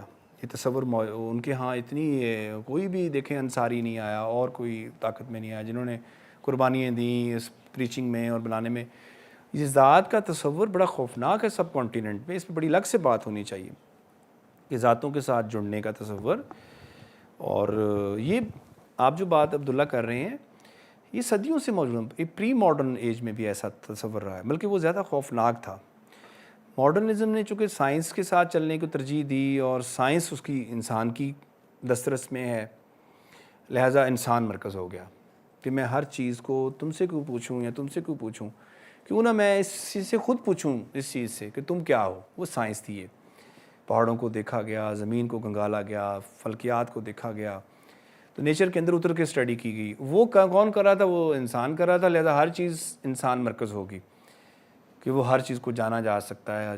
پاور کا ایک نیا تصور کریٹ ہوا. تو یوں لہذا تصور پری ماڈرن بھی ہے، ماڈرن بھی ہے. پوسٹ ماڈرن میں آپ صحیح کہہ رہے ہیں کہ اس پہ اب ہم لوگ تو پوسٹ ماڈرن اپنے آپ کو کہتے ہیں، اس پہ لکھتے بھی ہیں اور کام بھی کرتے ہیں. اور ہم کہتے ہیں کہ اس تصور سے پلیز ڈی سینٹر کریں چیزوں کو، ماحول کو، سماج کو. اس تصور سے کہ یہ طاقتور ہے، یہ کمزور ہے، اس تصور کو بھی ڈی سینٹر ڈیکنسٹرکٹ کریں.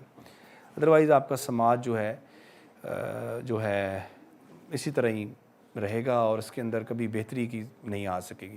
آپ نے جو سر بات کی کہ پاور کو رکھنے میں کیا برائی ہے، پاور کبھی بھی اپنے نیچے جو کریٹیوٹی ہوتی ہے، جو انڈیویجول کریٹیوٹی ہوتی ہے، پارٹیسپیشن کی جو کریٹیوٹی ہوتی ہے، اس کو فلورش کرنے کے لیے نشو و نما ہوتے نہیں دیکھ سکتی. وہ اس کو چیلنج کرتی ہے. لہٰذا وہ اس کے ساتھ جو ہے انٹریکشن، اس کا ساتھ تصادم شروع ہو جائے گا، کانفلکشن شروع ہو جائے گا.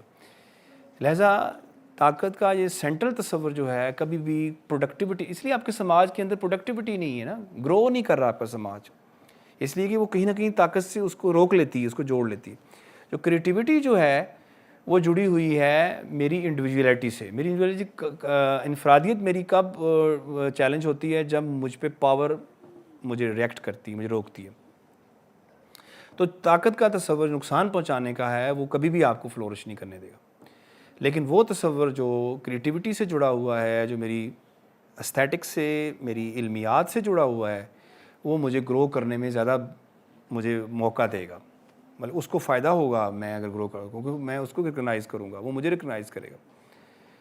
اگر میں طاقت کس تصور جڑا ہوا ہوں جو مجھے کسی کو نقصان پہنچانے کا تصور ہے، وہ کبھی بھی دوسرے کو نہیں کرے گا. لہٰذا وہ اس سے بارٹر تو کر سکتا ہے کہ یار تم مجھے طاقت دو، میں تمہیں طاقت دیتا ہوں. پیسے والا، دولت والا، عہدے والا وہ بارٹر کرتا ہے ایک دوسرے سے. عہدے دار جو ہوتے ہیں وہ پیسے والوں سے بارٹر کرتے ہیں. جی آپ ہمیں بتائیں، ہمیں پیسہ دیں، ہم آپ کا کام کرتے ہیں. بارٹر کرتے ہیں پاورز کو. وہ اس لیے نہیں کرتے اس بارٹر کے وہ بہت اچھے ہیں، وہ اس لیے کرتے ہیں کہ میں اس سے اپنی چیزیں بارٹر کر کے اس سے فائدہ لے سکتا ہوں. اس سے کیوں فائدہ لے گا جو طاقت کے علمیاتی تصور سے جڑا, اس سے نہیں وہ کرے گا بارٹر, اسے حاشیے پہ دھکیل دے گا یا اس کو سماج. تو ایسے لوگ ہمارے ہاں سماج کے حاشیے پر ہیں معذرت کے ساتھ. آرٹ سے جڑے ہوئے لوگ, جو فکر سے جڑے ہوئے لوگ, جو ٹیچرز ہیں, جو جہاں چوک لے کے پڑھا رہے ہوتے ہیں, یہ ہمارے سماج کے حاشیے پہ لوگ ہیں. ان کو کوئی نہیں دیکھتا, ان کو کوئی ان کے ساتھ تصویر نہیں بنانا چاہتا, ان کے ساتھ کوئی, ان کے آٹوگراف مجھے یاد آ گئی عبداللہ مجید امجد کی. تو وہ یہی کہتا ہے کہ میں وشوں کا جھمکٹا ہے, اس میں باؤلر جو ہے وہ سائن لے رہا ہے, وہ شاعر کہتا میں تو نہیں. وہ اس لیے کہ وہ اس تصور سے نہیں جڑا ہوا, وہ اس کے ساتھ ہے, وہ زیادہ انفلوئنشل ہے, وہ زیادہ اٹریکٹیو ہے, وہ زیادہ ماڈریٹ ہے, اس تصور سے جڑا ہوا ہے. تو یہ گفتگو تھی جی. تو جی پلیز. محمود شیخ کہہ رہے ہیں کہ طاقت اور جنس کا جو باہمی جو تعلق ہے اس پر بھی کئی سوال اٹھتے ہیں. جی بالکل, بہت اہم ٹاپک ہے, میں نے کچھ اس پہ بات کی ہے اپنی کتاب میں. یہ ایک بالکل الگ سے ٹاپک ہے. طاقت جنس کا بالکل ایک نیکسچر موجود ہے. اس نیکسس کے ساتھ جو ہے چیزیں جڑی ہوئی ہیں اور اس کے بغیر نہیں. بہرحال جنس آپ کی حسی تسکین ہے, اور حسی تسکین جو ہے وہ باقی تسکینوں کو کبھی اگنور کر کے ایک الگ سے وہ قائم نہیں ہے. جہاں البتہ استھیٹک اگر بنے گی, اگر جنس استھیٹک ہے تو وہ ظاہری بات ہے وہ آپ کی علمیات پہ, آپ کی جمالیات سے جڑ جائے گی اور وہ فار ایورنیس ہے وہ شاید. لیکن طاقت کا بہرحال جنس کے ساتھ ایک بڑا گہرا نیکسس موجود ہے, اور منڈی ہے, بہت بڑی منڈی ہے اس وقت. آپ جانتے ہیں کہ اس وقت جنس کی منڈی جو ہے وہ پوری دنیا میں طاقت کے سماج کے پلر سے جڑی ہوئی ہے.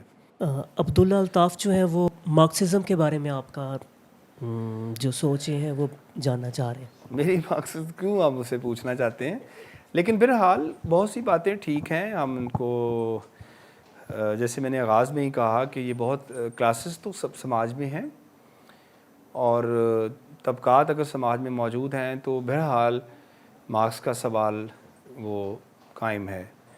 اگر کلاسز موجود ہیں, طبقے موجود ہیں, تو طبقات جو ہیں وہ آپ کو انفلوئنس بھی کر رہے ہیں, آپ کو کویشچن آپ پہ اٹھا رہے ہیں, آپ اس سے دور نہیں جا سکتے. تو مارکس بہرحال زندہ ہے, مارکس کے سوالات زندہ ہیں, ان کی شکلیں بدل گئی ہیں, اور اس پہ ہمیں اعتراضات ہو سکتے ہیں اور ہمیں بھی ہیں. ہم ان سوالوں کو اٹھاتے رہتے ہیں کہ بھئی اس طرح نہیں, اب اس طرح نہیں. اب ایک مل بند ہوتی ہے, اس میں سے کتنے مزدور نکلتے ہیں, ساری مشینز نے کور کر لیا ہے. ہراری جو کہتا ہے کہ ڈکٹیٹرشپ, ڈیجیٹل ڈیٹا ڈکٹیٹرشپ کا اس نے نام لیا, ڈیٹا کلونیلزم کا اس نے باقاعدہ نام لیا ہراری نے. اس نے کہا کہ اب جو ہے نئی کالونی جو بنا رہا ہے وہ ڈیٹا بنا رہا ہے, آپ کی جو ڈیجیٹل دنیا بنا رہی ہے. تو لہٰذا ہمیں بھی پھر بہت سے کویشچنس کو اور طرح دیکھنا ہوگا. خاور نوازش جو ہیں وہ کہہ رہے ہیں کہ آپ کے خیال میں طاقت کا منبع کیا ہے, اور کیا وہ منبع ازل سے ایک ہی ہے یا اس میں تبدیلی بھی آتی رہی ہے؟ نہیں, جب پریمیٹیو, پہلے بات تو ڈاکٹر صاحب کا شکریہ, وہ سن رہے ہیں خاور نواز صاحب. پریمیٹیو انسان ایسا نہیں تھا. پریمیٹیو انسان میں انسان سماج کی اس شکلوں میں نہیں تھا جہاں پر طاقت کا تصور ابھی اس طرح پیدا ہوا. ڈپینڈنسی تھی, ایک دوسرے پہ انحصار تھا, ایک دوسرے کے لیے کام کرتا تھا. وہ گندم اگاتا تھا تو وہ کپڑا بناتا تھا, تو وہ ایک دوسرے پہ انحصار. وہ اس طرح کسی کو رد نہیں کر سکتا تھا, کسی کو سلیکٹ نہیں کر سکتا تھا. اس کی ابھی جو رجیم کریٹ نہیں ہوئی تھی سائیکلوجیکلی. جو ہی جس پہ پہلے بات ہوئی کہ جو ہی اس نے جاگیرداری میں قدم رکھا اور جاگیر کا تصور جب اس کے اندر اس نے کریٹ کیا, تو پھر اس کے ساتھ ہی یہ چیزیں بھی پیدا ہوئیں اور طاقتور اور محکوم پیدا ہونا شروع ہوا. اور وہیں سے پھر یہ چیزیں جو ہیں وہ حاشیے پہ کچھ چلی گئیں, کچھ مرکز میں آ گئیں. اور یہ چیزیں حمزہ یعقوب کہہ رہے ہیں لو یو سر, اور زفران چیچی جو ہیں وہ کہہ رہے ہیں کہ آپ کا بہت شکریہ, امید ہے آپ اسی طرح روشنی بکھیرتے ہیں. چلیں جی, بہت شکریہ آپ سب کا بھی, بہت شکریہ, تھینک یو.